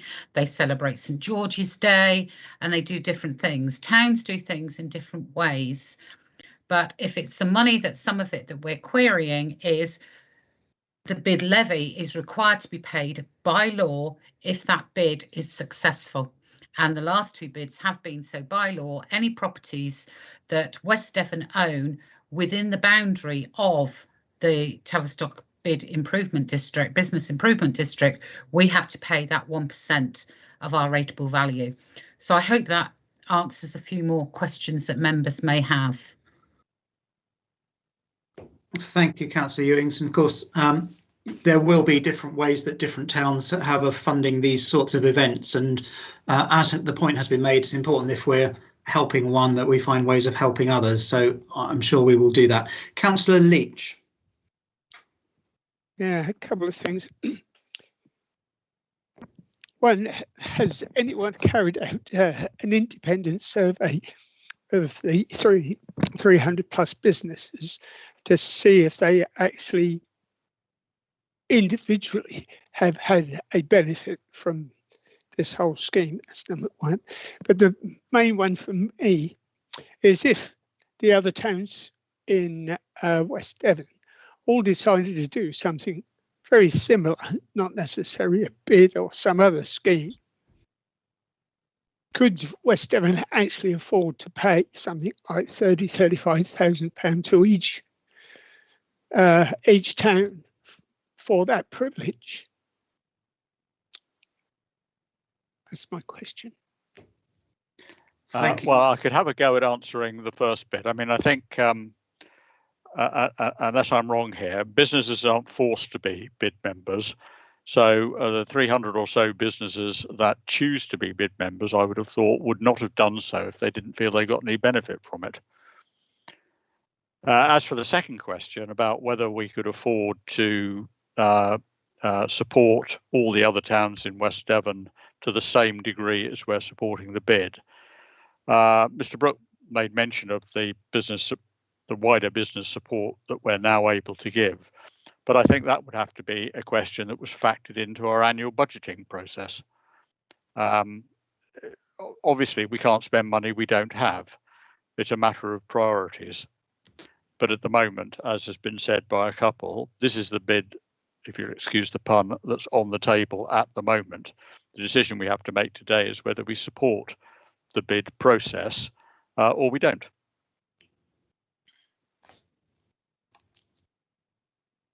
Thank you, Councillor Cheadle. Councillor Yellen, do you have a question? Actually, mine was more of a comment, Leader. So would you prefer I'm not part of the hub, but I do feel I need to come in. But would you prefer I waited until you were in debate? I think probably best if we wait till we're in debate, seeing as we have so many questions at the moment. Thank you, Councillor Yelland. Thank you. I'll leave my hand up if that's all right. That's fine. Councillor Mott. Thank you, Chair. My understanding, and I'm happy to be corrected if so, I'm trying to think of how I can put this into a question. My understanding is that if you're within the bid area as a business, are you obliged to pay into the levy whether you support it or not? My understanding of that, Councillor Mott, is yes, you are. That's why there's a vote at the outset. And if a majority of businesses by number and by area vote in favour, then it applies to the whole area, and that's why it's a levy.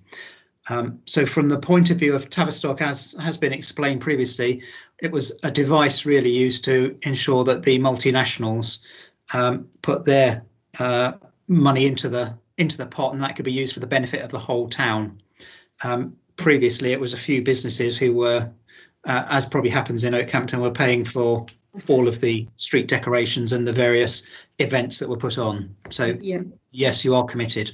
So I think then, in addition to Councillor Leach's question, how do we know? I appreciate that the greater number might well vote to be within the bid, but how do we know that all of the businesses that pay into that levy are happy with what they get? Well, I think the answer to that is, and it may be the case that Sarah can answer part of this as well. I'm certain that not all of them are, because some businesses, the type of events that are put on, it doesn't necessarily suit them, but it's viewed as being good for the town generally. And the whole renewal process is part of that process. It would not be renewed if a majority of businesses weren't in favour. Councillor Jury, if I may come in now, as you invited me, thank you. And Councillor Mott, I think you are absolutely correct in checking all of these points. We have a duty to do this, so this is extremely helpful and a very transparent process, I think. So in terms of the vote of businesses and how it's looking, the bid team, the renewal team, have been out and surveyed. They've spoken spoken with most of their voters, and they have provided me with a latest figure on Sunday, actually, of a projection of 83% of businesses who are intending to vote yes for the bid. So that is a very significant number. It's 300 businesses in total that will be invited into the ballot.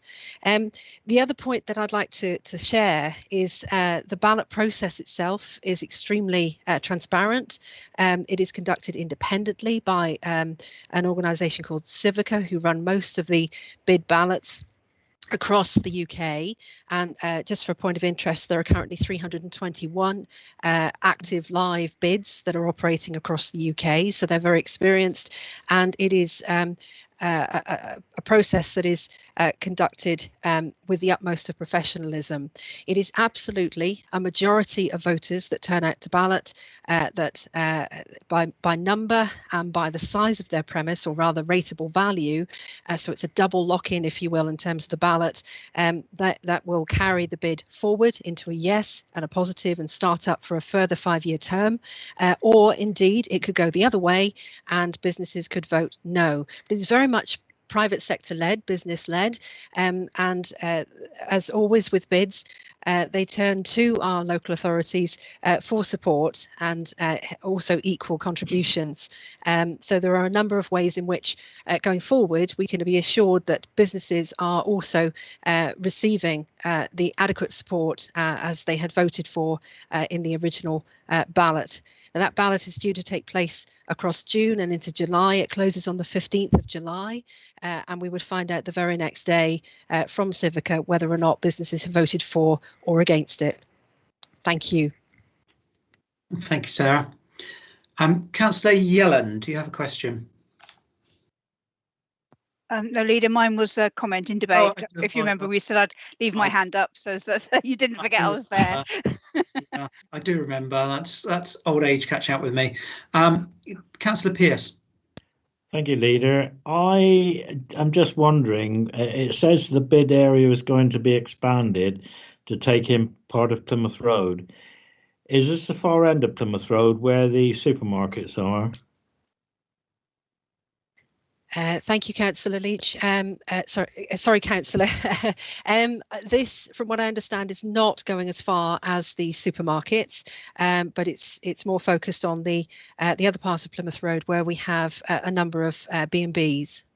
Right. Okay. Thank you. Thank you, members. Are there any more questions? I think I've run out of questions coming forward. So if I may, Councillor Cheadle, if I could ask you to move the recommendations. Yep, I move the recommendations as they appear on the screen in front of you. There are 3. Can I have a seconder? I'd be happy to second that, Councillor Cheadle. Yep. Members, we're therefore into debate. Councillor Yellen, you've been very patient to make your comment. So if I could call you forward. Thank you. I very much appreciate that.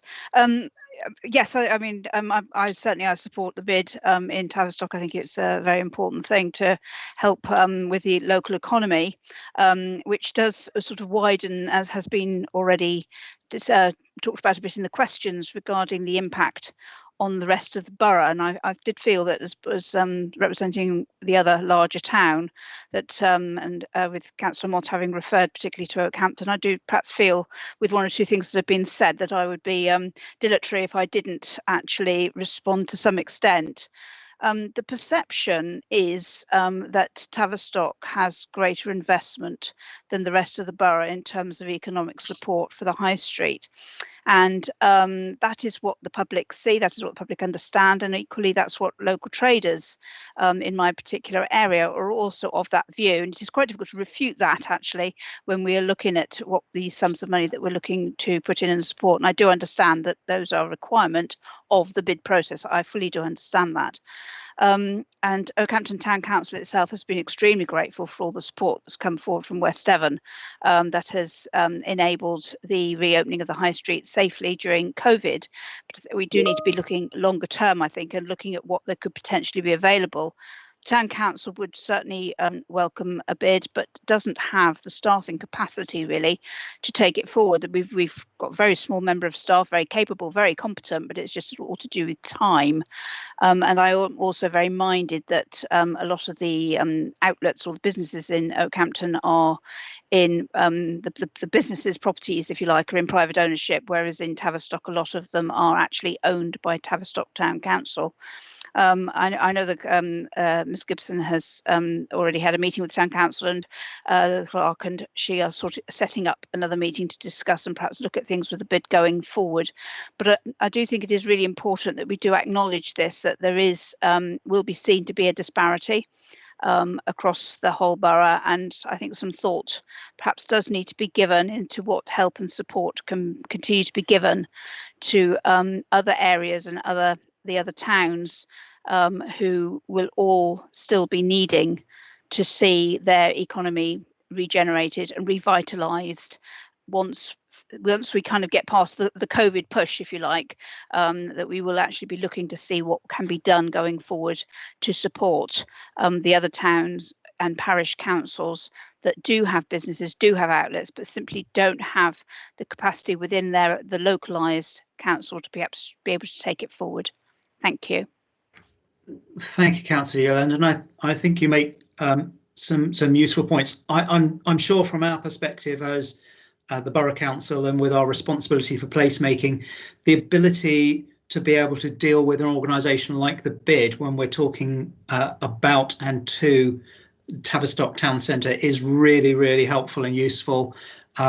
We need to have more conversations with the towns in the borough.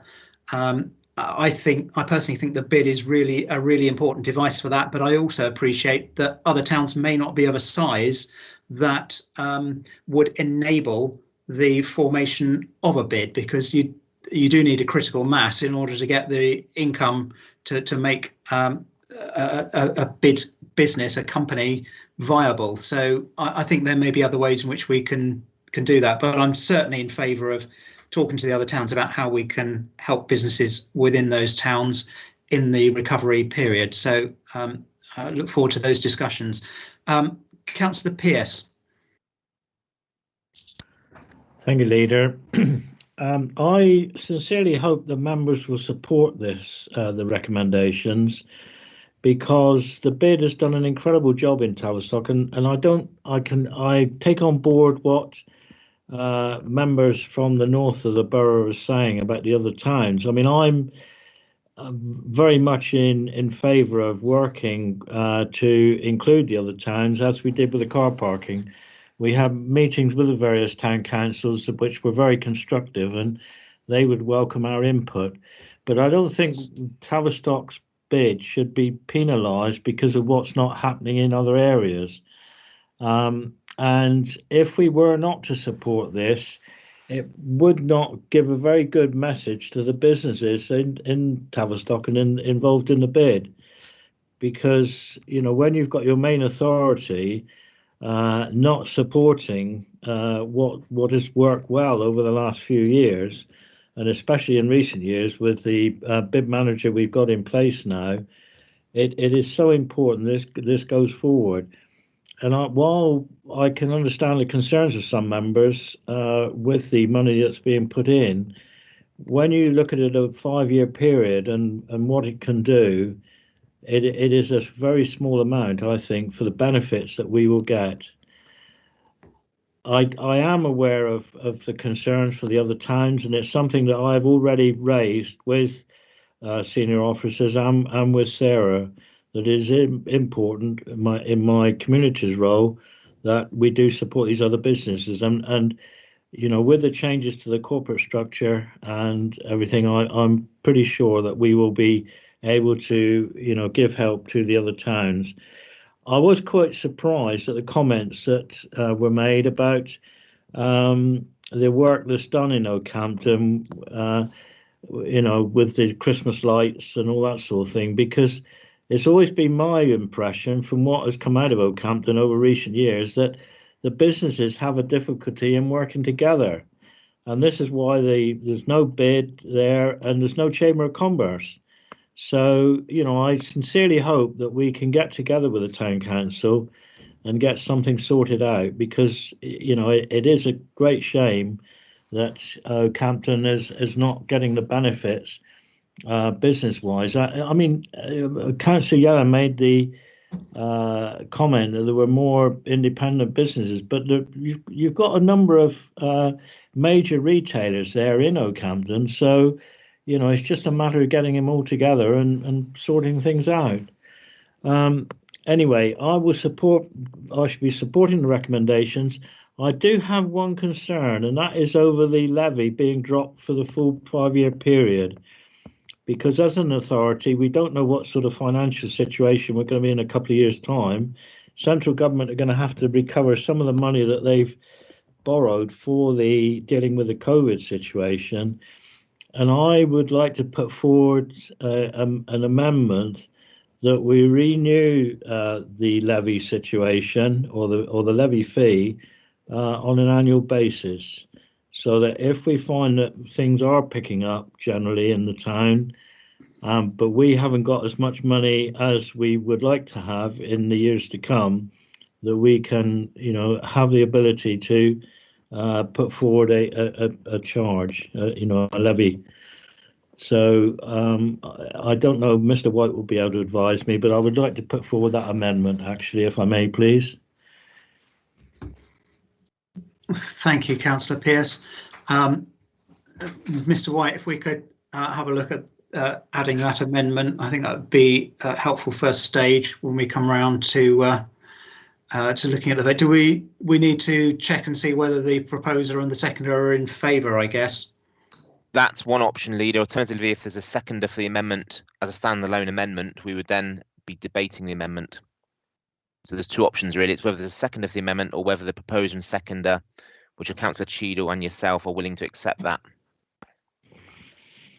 Well, much as I usually agree with my good friend, Mr. Councillor Pearce, on this occasion I don't. I think it would overly complicate the process, and for a relatively small amount of money. I think we either support the bid for this term, and if we don't think at the end of this term it's providing good value for money, we can think again, or we do support it for the term. I think to sort of support it year on year is unnecessarily complicated. So I wouldn't support the amendment. Therefore, Leader, we're looking for a seconder for the amendment. Thank you. Is there a seconder for Councillor Pearce's amendment? Leader, if I may, this is something that I touched on in my questions. I did question that very point, whether we should commit to the full 5-year. So on that basis, I think I should support Councillor Pearce with his suggested amendment. So I will second his motion, his proposal. Therefore, thank you, Councillor Evans. Therefore, Leader, I'll just quickly type up a form of wording, but we are therefore debating the amendment only at this stage. Okay. Thank you. Councillor Mott, is your debate regarding the amendment whilst we deal with this? Not technically, no, Chair. Okay. I was going to ask for an amendment of my own, in that obviously this paper has brought about a huge amount of questioning and debate, and I was going to request that we require BID to report back to us on an annual basis as to what they've managed to do with their money and their funding. Thank you. I think, Mr. White, we'll deal with the first amendment. Agree, Leader. We'll take one amendment at a time, and as this one was the first one to be seconded, as per the screens in red, we will therefore debate that amendment first. Okay. Is there any other debate on this particular amendment? Councillor Moody. Thank you, Chair. Yes, I will not be supporting this. I agree with Councillor Cheadle that it will just complicate matters, and I think we need to give a commitment for the full term of the BID term. Thank you, Councillor Moody. Any other debate on the amendment? In which case, councillors, Mr. White, if we could go to a vote on the amendment. Thank you very much, Leader. Can can I suggest, therefore, with the lively debate, if we take this one by a named vote and we are purely voting on the amendment as per the red font on the screen, which reads that the council review the levy fee on an annual basis. Therefore, members, Councillor Cheadle. Against. Thank you, Councillor Edmonds. For. Thank you, Councillor Jewry. Against. Thank you, Councillor Leach. For. Thank you, Councillor Moody. Against. Thank you, Councillor Mott. For. Thank you, Councillor Pearce. For. And Councillor Samuel. For. Therefore, members, that's 5 votes in favour with 3 against for the amendment, which therefore forms part of the substantive motion. Thank you, members. Thank you. So if we can come back to Councillor Mott. Councillor Mott, you were looking to add your own amendment. If I may, please, Chair, like I've said just now, this paper has obviously produced a lot of questions and a lot of debate, which would imply that we don't really know enough about the work that BID does on Tavistock's behalf. And I would like to suggest, please, that the BID report back to either to Hub or to ONS. I'm not too worried where, on how they've spent their money and the work that they've done with the funding that they've had available. OK, I know on that basis, Councillor Mott, that BID do produce an annual report. Would it be sufficient for that annual report to be submitted to the council? I suggest that it might well be. It might well be, yeah. I appreciate that it's a document that's probably in the public domain. However, if you don't know where it is or where to look for it, then you wouldn't know where to go for it. OK, can we have a seconder for that particular amendment, please? I'm happy to second that. Thank you, Councillor. Any debate on... Sorry, Leader, can I therefore suggest it might help, as Councillor Cheadle proposed the original recommendation and is willing to accept the amendment, if you are as the original seconder, that could also form part of the substantive motion as a new part 5? I'd be very happy if that formed part of the new substantive motion, Mr. White. Thank you, Leader. Just to help the debate, that therefore will not be an amendment now, it will be an additional recommendation.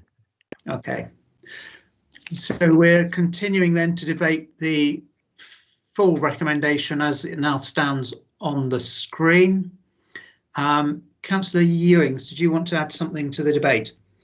Yes, I'd just like to say I've put in the chat box that the annual report and statement of accounts are sent to West Devon every year, and it's probably October time, which is when the BID hold their AGM, which we are always invited to. And the council did used to have a member of the council who attended all BID meetings as a member of the board. Thank you, Councillor. Councillor Pearce. Oh, thank you, Leader. Actually, Councillor Ewing has taken the words right out of my mouth. We were always involved in the BID and knew what was going on financially with the way they were spending the money and what they were achieving. So if that has gone by the wayside in recent times, which it appears to have done, if no one knows anything about it, you know, we need to resurrect it. But it was certainly, there was always annual figures that came to us. So I don't know who the person was who was which member was nominated to the BID board in 2019, but certainly they should have been supplying us with the information, or supplying members with the information that has been requested by Councillor Mott. Thank you. Thank you, Councillor Pearce. I'm certain that we had no direct nomination. I stand to be corrected, but I don't think anyone was directly nominated. Councillor Edmonds. Yes, thank you. Thank you, Chair. Well, the proposals have been healthily challenged and debated, and a number of good points raised. Let me put on record, I have no wish to penalise the Tavistock BID, but I do wish to ensure and to see a fully considered, objective process. I want to see successful town centres and local centres across the borough, including Tavistock. A successful Tavistock town centre benefits my ward, communities in my ward, and many, neighbouring wards around Tavistock. They will provide goods and services to residents, around Tavistock, which obviously I want to support. So on balance, I will support the proposals and the bid. I think it's been a very well debated matter. And as I said, I will, on balance, support the recommendations. Thank you. Thank you, Councillor Edmonds. Councillor Leach. Councillor Edmonds has sort of said against something similar to what I was going to say. Yes, I will be supporting this. However, I will want to see the same amount of energy that West Devon has put into this, put into the rest of the towns in West Devon. And I want to see that started very soon. Thank you. Thank you, Councillor Leach. Councillor Moody. Thank you, Chair. Yes, I just have a point of order. Number 4 that we've just voted on states that the council review the levy fee. The levy fee is set by the bid regulations, and we don't have any control over that. I think that the wording of that motion needs to be tightened up. Otherwise, we'll be negotiating the levy fee on an annual basis. I suspect you're right, Councillor Moody. It's what we're talking about is the charge that we would make for collecting the fee on behalf of the bid. Is that correct? That's right. Correct. Yeah. Thank you, Councillor Moody. Yes. You make a good point. That's absolutely correct, Councillor Moody. Could it be referred to as collection charge, Mr. White? Just the council will review the collection charge. That's absolutely fine, Lead. I'm just typing it now. Thank you. Councillor Moody is right. The term levy fee is the actual fee that is levied to the businesses, I believe. Yeah. That's Thank correct, you, Chair. Leader. Sorry, I apologise for my misquote of wording. Thank you. Any other comment, Councillor Moody? Only that I fully support the bid and the work that they've done. It's been hard work this afternoon. I think it would be helpful if all members read all the information and got themselves up to speed with what bids are, how they work, how they're established, because there are towns within West Devon that may benefit from a bid, and it may be worthwhile them looking at it again, with the possibility maybe of West Devon supporting in some way with information and maybe officer support to help to put a bid together in other areas. Thank you. Thank you, Councillor Moody. I think if those requests were made of us, it would be like pushing against an open door. I think we would really welcome that. I'd like to say that I am going to support these recommendations. I think the bid is very important to Tavistock. The main point of it is that it, through the levy, collects funds that are spent on the promotion of Tavistock and attracting people in and making our local economy stronger. And without the bid, much of that money would not be collected and not be available and would not be going into improving the local economy. I take Councillor Leach's point and I very much welcome that. I would say that I think energy is already being expended on the relationship with other towns and the support that we can give them within the borough. And I know obviously that Sarah and I and the Chief Executive have had a meeting about placemaking with Oakhampton Town Council when we talked about many of these issues as a starter for further progress in due course with helping Oakhampton. And I think we have the same sentiments about other towns within the borough as well. So we very much look forward to providing whatever support we can to improve the economy across the borough. So that would be my comment. Are there any other councillors who wish to enter the debate? If not, we will move to a vote, Mr. White. And I think in view of the level of interest in the vote, we will also record this vote. Thank you. Thank you very much, Leader. Therefore, members, we have parts 1 to 5 of the substantive motion as per the screens. Councillor Cheadle. 4. Thank you, Councillor Edmonds. 4. Thank you, Councillor Jory. 4. Thank you, Councillor Leach. 4.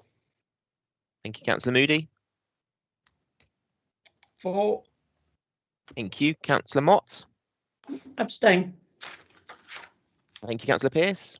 Fully support. Thank you, Councillor Samuel. 4. Thank you, members. That is therefore 7 votes in favour with 1 abstention, and that motion is therefore declared carried. Thank you, Leader. Thank you, members. If we could move to the next item on the agenda, then, Mr. White, which is item 11, enhancing the democratic decision-making process. Members, in the Recovery and Renewal Plan, we undertook to review options that may enhance the decision-making processes of the Council. These will be considered in a phased approach to bring suggested changes forward to members over the next year.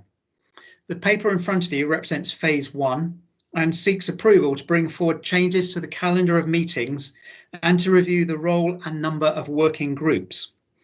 The new arrangements are to be recommended to Council with your agreement on the 25th of May. In part, these arrangements mirror changes that are being considered in South Hams, and members will of course realise the benefits of a similar pattern and frequency of meetings across both councils. In summary, the recommendations allow for an increased number of full council meetings from 4 to 6, provision for breaks during the summer and Christmas New Year periods, and to refine the relative timing of ONS meetings to ensure they are held further in advance of hub meetings. The paper also sets out proposals to define the titles and purpose of task and finish groups, governance boards and panels. The recommendations ask for permission to make changes to the constitution and calendar of meetings prior to reporting to full council in May, and to continue to work on the proposed changes to enhance decision making over the next year. The full details are of course in the document that's in front of you. So members, I'd welcome any questions on the paper that you have.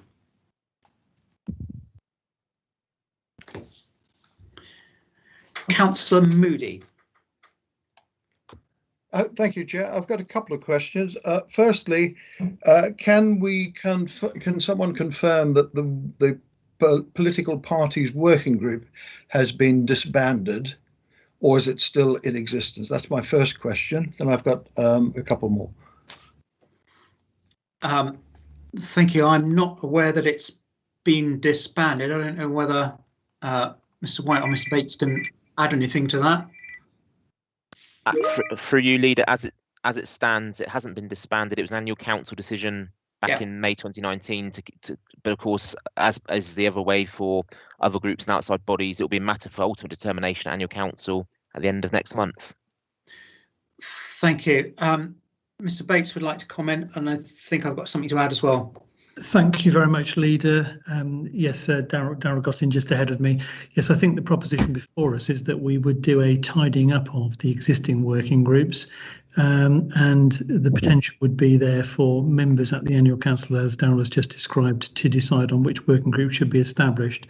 I have to say my personal preference would be to have a wider debate with all members about any potential changes to the democratic system and decision making, and therefore rather than a smaller working group, to consult with all members through political group meetings and political group leaders. Thank you, Leader.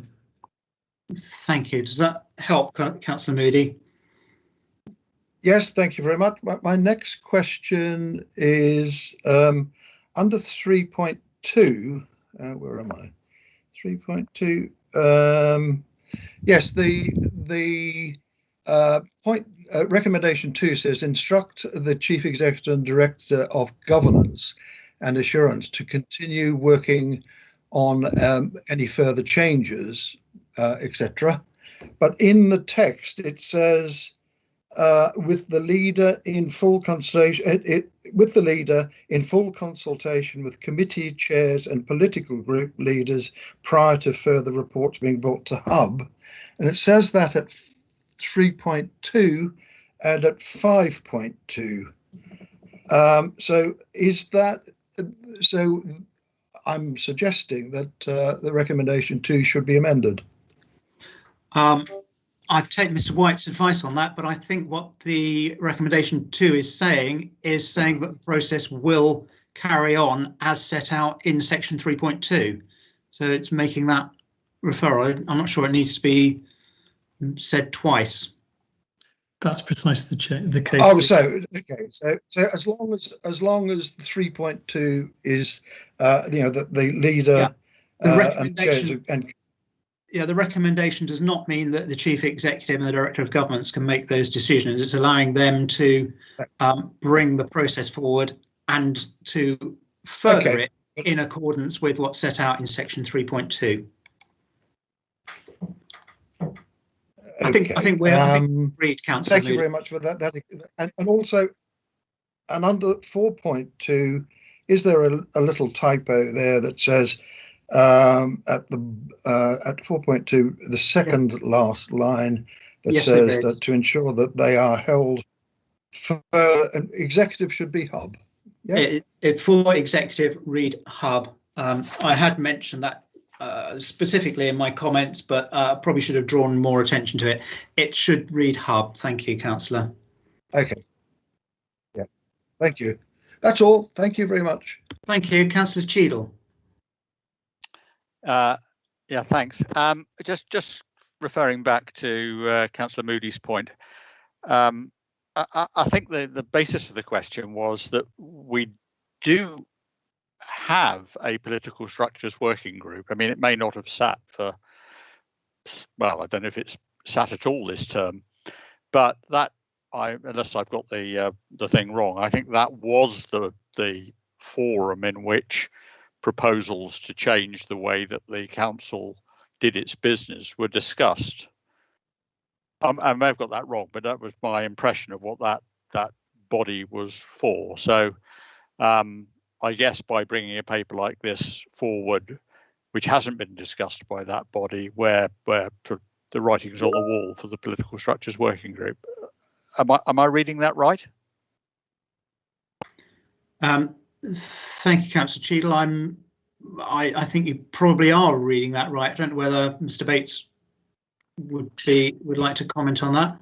If I may, Leader, thank you. Yes, I think the fact we've had a political structures working group and not used it for the year is probably an indication in itself. But as I said previously, I think what is more significant in my view is that the democratic process affects all 31 members of the council. It's important that all members are engaged in any discussion about the future of that, and therefore decisions should either be taken in full council or indeed with prior consultation with all of the political groups in advance. And that would certainly be my preferred model in terms of how we debate any future changes. Thank you, Leader.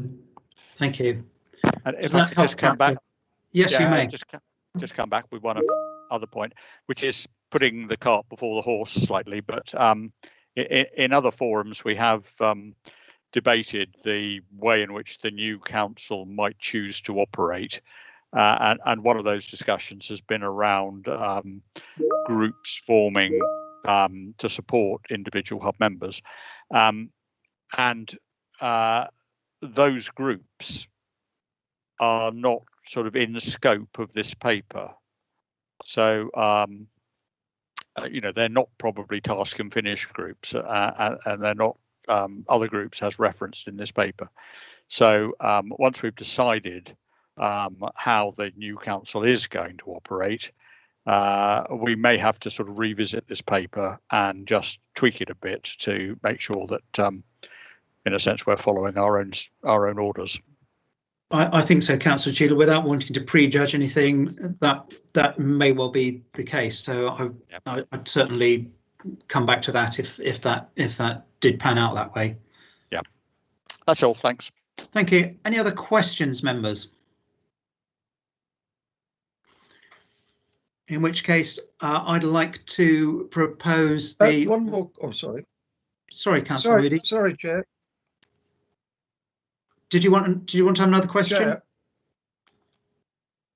Yeah, just one. It just dawned on me. What's going to happen to the waste working group if we don't have working groups? At the moment, Councillor Moody, I think we're looking at the structure we're going to have in place once we have done a bit more work on the strategy, so that the structure mirrors the strategy. I personally think the waste working group is a really useful and hard-working group, and we would want the work of that group to continue in some way or another. It will depend on the structure we adopt afterwards, but it will not be discarded. And the work it's done is very valuable and held in very high regard. So it's not something I would want to lose particularly. But the structure we have, I wouldn't want to see it mirror the strategy. Yeah, I wouldn't want to see the waste working group disbanded, and I just wondered, just was curious at how it's going to fit in within the words. It's a really important group. And panels, governance boards, and task. Yeah. But it's not a task and finish group. No, well, it will. These groups will continue in one form or another because they're going to be really useful. But I think more of that will follow as the strategy emerges and the structure we need to put in place to support that strategy is developed. So I can't be any more specific than that at the moment because that would be prejudging work that is yet to be done. But it won't be ignored, Councillor Moody. It's a really useful and helpful group, and I really appreciate the work it does. Thank you. So, members, in the absence of any other questions, thank you very much. I'd like to propose the recommendations which are shown on the screen in front of you, recommendations 1 and 2, as shown in your agenda papers. Could I have a seconder, please? Yeah, happy to second that.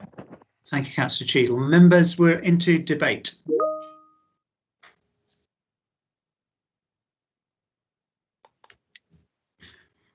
I've got no debate coming forward. I think, Mr. White, unless you think otherwise, we'll deal with this one by exception. More than happy to. Thank you, Leader. If anyone is inclined to do anything other than vote in favour of these recommendations, perhaps you would indicate now.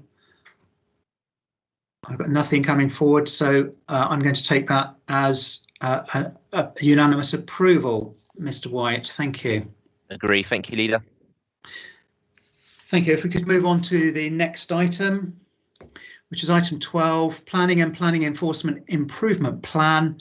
And can I ask Councillor Mott to introduce this paper? Thank you, Chair. Hopefully my internet will hold out with my camera on as well. So the report starts on page 55 of your agenda papers, and you'll note that during the pandemic we have, like other authorities, seen a big increase in the number of applications, be they from households or from businesses. We are well aware that planning is one of our shop window services, and residents are often binary in their response to it, either happy or infuriated by it. While we cannot avoid this, we can ensure that the way we deal with the applications and enforcement is consistent, transparent and timely. I've asked the Chief Executive and the Director of Customer Services to undertake a comprehensive review of the service. While the senior leadership team carry out regular reviews as part of normal business, the importance of this area deserves bringing it as a report to Hub. The report is therefore, as before you, with 1.3 highlighting the key outcomes, section 2 detailing the increase in demand, and section 3 the scope of the review. I know that Mr. Molyneux has already started a review of enforcement, and another key part of the improvement will be the new IT being brought in later in the year. I would also like to take this opportunity to thank the planning and enforcement team for working hard during the last 12 months in what has been a difficult time, as has been experienced by other members of staff within the council. And I would like to commend their work that they have carried out on our behalf. Thank you. Thank you, Councillor Mott. Members, any questions? Councillor Cheadle. Yeah, thanks very much. I very much welcome this review. I think we've all been concerned about aspects of the planning system, and hopefully this review might shed a bit of light on some of the areas that are in need of improvement. I'm somewhat disappointed that the terms of reference weren't agreed by the Oversight, Overview and Scrutiny Committee. I felt that was their role in life, but we are where we are. That said, I had collected together a number of issues that members had reported to me about their unhappiness with the aspects of the planning review.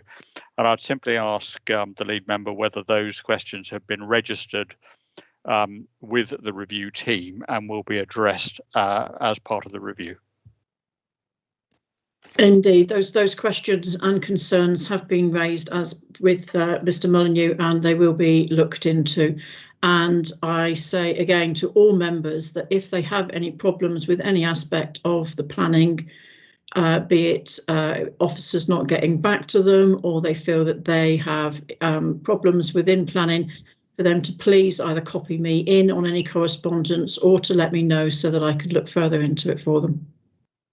Thanks very much. Thank you, Councillor Mott. Councillor Edmonds. Thank you. Thank you, Chair. My question is around timescale. I'm pleased to hear that the enforcement review is already underway, but is it the case that this review, particularly in enforcement, is now a matter of urgency? And I'd be interested to know if there is any timescale set for when the review will be completed and the outcome communicated to members. Thank you. Sorry, Councillor Edmonds, I was just scanning down through to see if Mr. Molyneux actually put a timescale in there. I would certainly hope to bring a report back to Hub within 6 months. Thank you, Councillor Mott. I apologise if something was in the paper in the report. My slight concern again is around, well, and both elements of these services, planning and enforcement, but in light of recent developments in enforcement and the increase in planning applications and the importance in planning and its support of the economy with businesses that wish to develop and expand. I guess I'm rather impatient in wanting this work to be conducted as soon as possible, and to be able to implement any agreed changes. I'm not sure 6 months. I'm not sure we've got the luxury of 6 months. No, I understand your concerns. We are in the process of recruiting for enforcement and planning officer. I'm sure our Chief Executive would like to help enlighten. Thank you, Councillor Mott, and thank you for the question, Councillor Edmonds. We are proposing to report back within 3 months as set out in recommendation 2, but I think the important point is that changes and improvements will be made as we go. We're not planning to store them all up and then to implement afterwards. But in some cases, as was pointed out, the improvements are contingent on IT software changes. So they will be dependent on the timelines for that. In other cases, they are dependent on recruitment and indeed the training and development of new staff and the implementation of new quality assurance systems. So we intend to make the improvements on an incremental basis as we go, but the timescale is to bring back within 3 months. I hope that's helpful. Yes, thank you, Mr. Bates. My apologies, I did miss the 3 months in recommendation 2, but that I understand. What you've just explained, and no doubt members will be kept up to date with progress as we move through the 3-month period and beyond. So thank you. Thank you, Mr. Bates. Thank you, Mr. Evans. I think Mrs. Bowen would like to comment as well.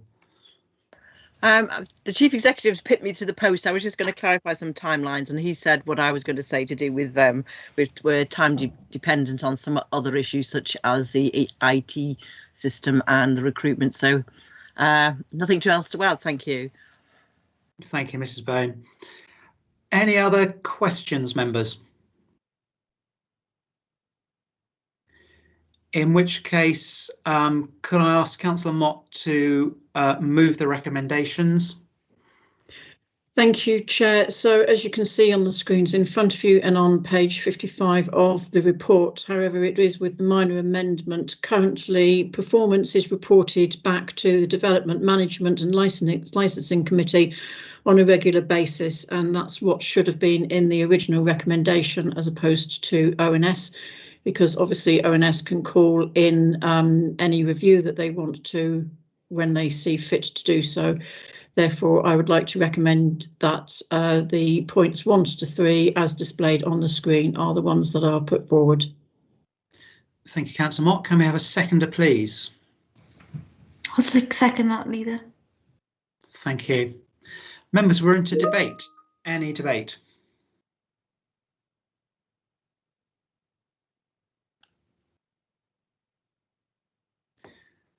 I'm not getting anything coming forward, Mr. White. So again, Leader, Councillor Pearce has indicated a wish to partake in the debate. He's put his hand up. Sorry, Councillor Pearce. That's okay. It's just a quick off the top of my little list. Councillor Pearce. I welcome this. I mean, I'm one of the members who've been really pushing for some changes because of what we've had to deal with over the last 18 months, 2 years. So I really, as a member of the DM committee, I really welcome this. And, hopefully now we will be moving towards better customer satisfaction in some areas. So thank you. Thank you, Councillor Pearce. Very much second that. I'm not getting any other wish to debate, so and I'm also happy to take this by exception, Mr. White. So perhaps members, if you're not in agreement with these recommendations, you could indicate now. Thank you, nothing Leader. Coming forward, so I'm going to take that as a unanimous approval. Thank you, Mr. White. Thank you, Leader. Thank you, members. And if we could move to the next item. So item 13, waste collection frequency trial. Councillor Mott, if I could ask you to introduce this item. Thank you, Chair. You'll be all fed up with me after this afternoon.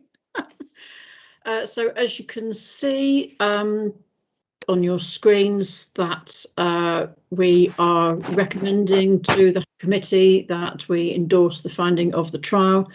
We are looking to bring a further report in September 21 following the finalisation of the consultations that are taking part for waste in general, and hopefully we can get a bit more accurate data for members to be able to make a further decision on whether we move forward with the 3-weekly collection. And obviously recommendation 3 recommends that we continue with our 3-weekly trial area at the moment, because to move back to twice weekly while we're waiting to make this decision would be disrupted to the service as a whole. Thank you. Thank you. Any questions, councillors? Councillor Ewings. Thank you very much. May I ask Councillor Mott, sorry, how are we processing with the lorries that we were talking about? Because I know that Mrs. Savage said that we'd have to be on a waiting list. We couldn't bring this forward to the autumn of 2021 when we asked about it before the pandemic, I admit, because of the lorry situation. So do you know any more about where we are on the order list, please? At the moment, no, I couldn't give you a definitive date on that one. Sorry, I would have to get back to you on that one, Councillor Ewings. Thank you, I'd be grateful. Thank you, Councillor Pearce. I'm just wondering, I mean, I may have missed this in the report, but my understanding was that we were looking at implementing this coming autumn.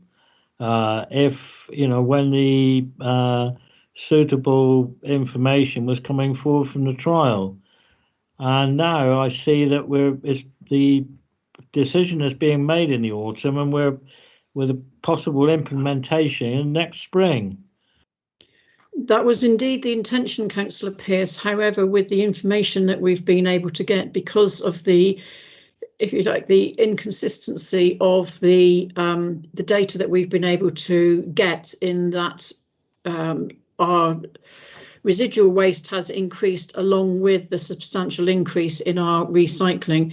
As you are aware, we are already performing incredibly well against the country as a whole, and we are one of the main leaders, if you like, in our recycling and the low levels of residual waste within Devon. We are certainly below the recommendations that are coming forward to Devon as a whole.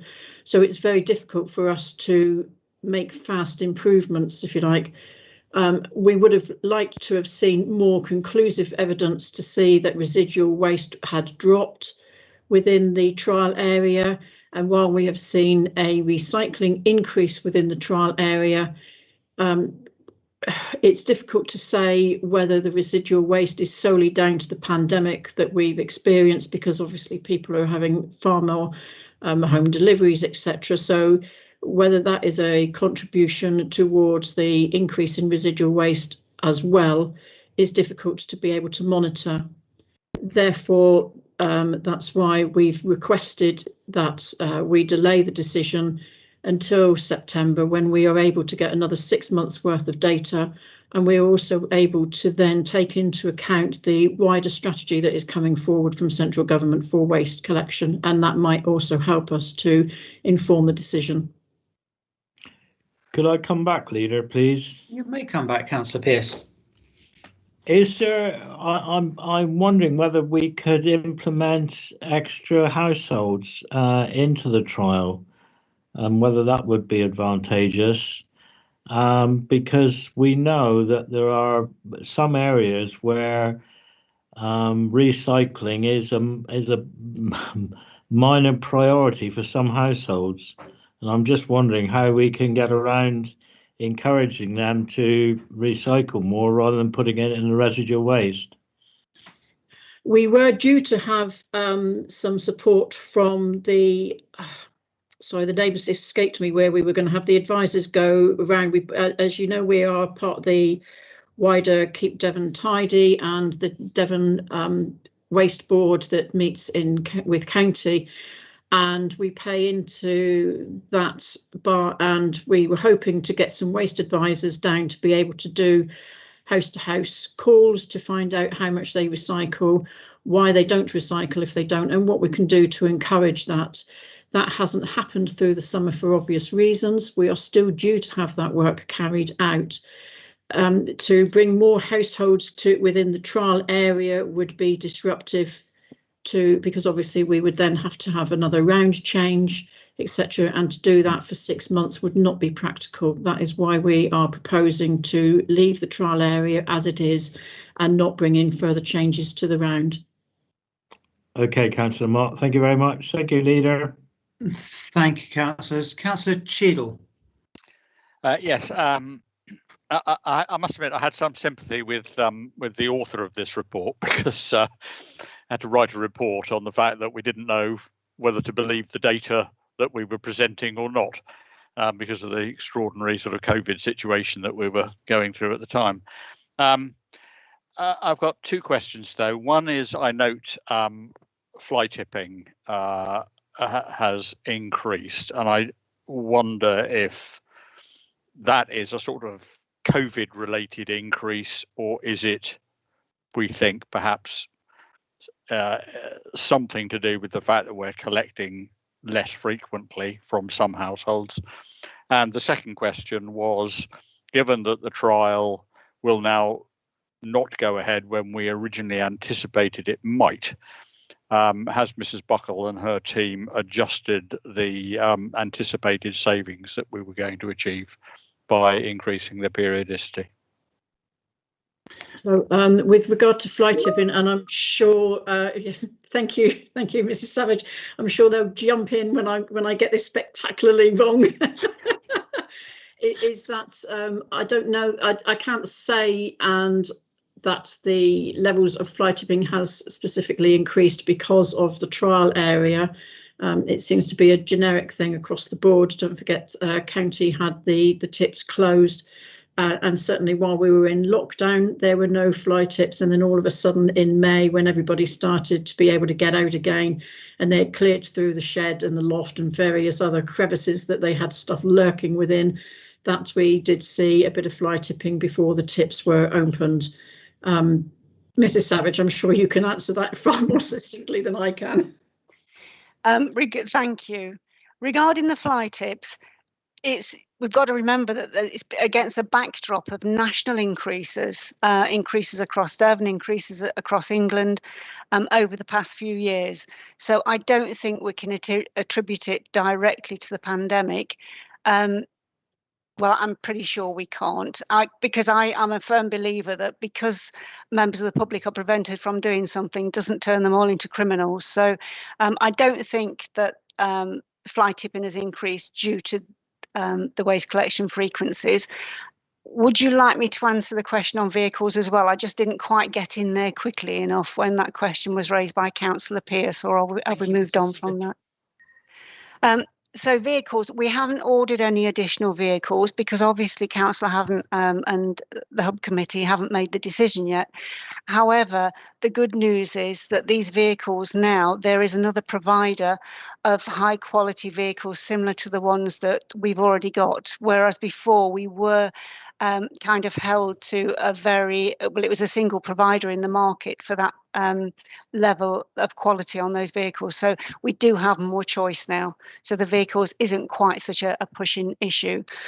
And Councillor Mott, it's the waste recycling advisors from Devon County Council, which we are getting back for another 7.5 weeks later on. So yes, we can use them for engagement and education.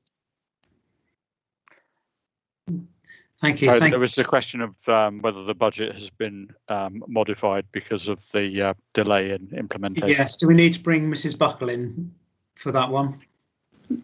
I'm happy to answer that question, Leader. Thank you.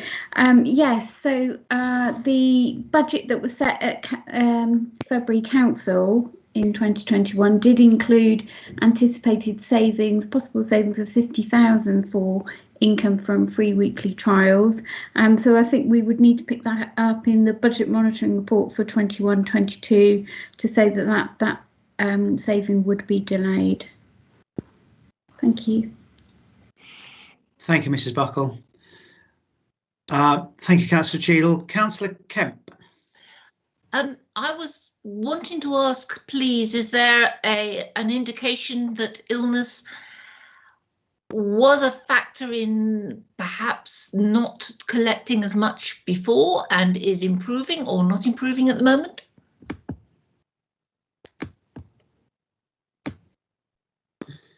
Sorry, Councillor Kemp, can you elaborate on that? When you said illness of the teams. I know that in some situations, and I have been told that some of the collections locally for things like dog poo or whatever, but a variety of different waste collections have been affected by illness, and I wonder whether there was a trajectory that could be quantified. No, so there was a temporary hiatus, if you like, in the collections due to COVID and the fact that some of the crew had contracted the illness and had to isolate. Other than that, there have been no other significant losses to service because of illness. And I think probably the reality of that is that the refuse and the recyclate still gets collected. It just might be on a different, a slightly delayed timetable, but it's still there and it still gets collected. Indeed, I'd also like to remind members that we did manage to keep our green waste collection going while many authorities stopped that. I think actually the effort from the teams across the whole period was outstanding, and absolutely they deserve congratulating for that in any event. But thank you, Councillor Kemp. I would like to add my thanks to the team. I was just asking for information. Thank you very much. Thank you. Councillor Pearce. Thanks, Leader. Just echoing that, actually, I think our teams have been fantastic in the way that they've kept going over the last 12 months. I know we had 1 or 2 hiccups when there was illness with a couple of the crews, but overall we've been exemplary compared to other parts of Devon. My question is that it's to Mrs. Savage. If we get the report in September and it's decided to go ahead with a 3-weekly collection from next spring, 22, I assume that will be in April. Is she confident that when we order the lorries in after the September meeting, I know this is all hypothetical, but I just want to know, is she confident that the lorries will be ready to go on the 1st of April? Because I would hate to be in a situation whereby that is delayed further because of the lorries not being available. I'm getting real stick from residents in my ward who have been pushing for the last 3 or 4 years for a 3-weekly collection, and you know it's going to be further delayed. When I go to parish council meetings, I'm asked about this. I say, well, it might be happening next spring, and it's it's very disappointing. So I would hope that when we order the lorries, that they'll be ready to go when we want them to go and not further delayed. Thank you. Thank you, Councillor Pearce. I think that's noted, and our intention is as set out on the recommendation at the moment, as far as I'm aware, unless Councillor Mott wants to tell me otherwise. Okay, I've got no further questions coming forward, Councillor. So, Councillor Mott, could I ask you to move the recommendations, please? Indeed, thank you, Chair. I would move the recommendations as I'm just scrolling back up to find the page number on the agenda, page 61, and as on the screen before you. Thank you. Thank you. Can we have a seconder, please? Happy to second, Leader. Thank you, Councillor Pearce. Members, we're into debate. Any debate on this item?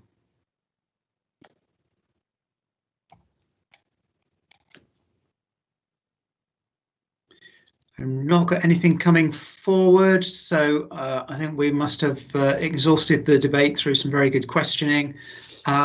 Members, will move to the vote, and I'm happy to take that. Sorry, Councillor Ewings just popped up. Councillor Ewings. Thank you. Sorry about that, Leader. I'd just like to say I find it quite disappointing that we're going to have to wait until 2022, the spring of, for this, when we were, I think it was being discussed in the previous council going to 3 weekly. When members joined the council in 2019, it was one of the high priorities, and by the time we actually get round to it, it will have taken 3 years to get this far forward, and I'm not sure how far before 2019 it was it was in the pipeline, but it just has seemed to take an awfully long time to get this far forward. Thank you. If I may, Chair, I would like to reassure Councillor Ewings that we are working to this. Unfortunately, the pandemic has distorted and delayed our results, and we want to be sure that we are moving forward with this recommendation based on evidence rather than a desire. Thank you, Councillor Mott. I think that's really important, and yes, there have obviously been reasons why it has been delayed, and it's not through any lack of effort on the part of anyone in the team or the working group that's been involved. So we are where we are. Members, we've had a recommendation and it's been seconded, and we're going to move to a vote now. I'm happy to take this, Mr. White, as an exception. So if anyone would like to indicate that they are not in favour of the recommendations, please do so now. I've got nothing coming forward, Mr. White. I'm going to take that as a unanimous approval of those recommendations. So thank you, Leader. thank you, everyone. And that brings our business for today to a close. So thank you, everybody, for your input today, members and officers alike, and we'll see you all soon. So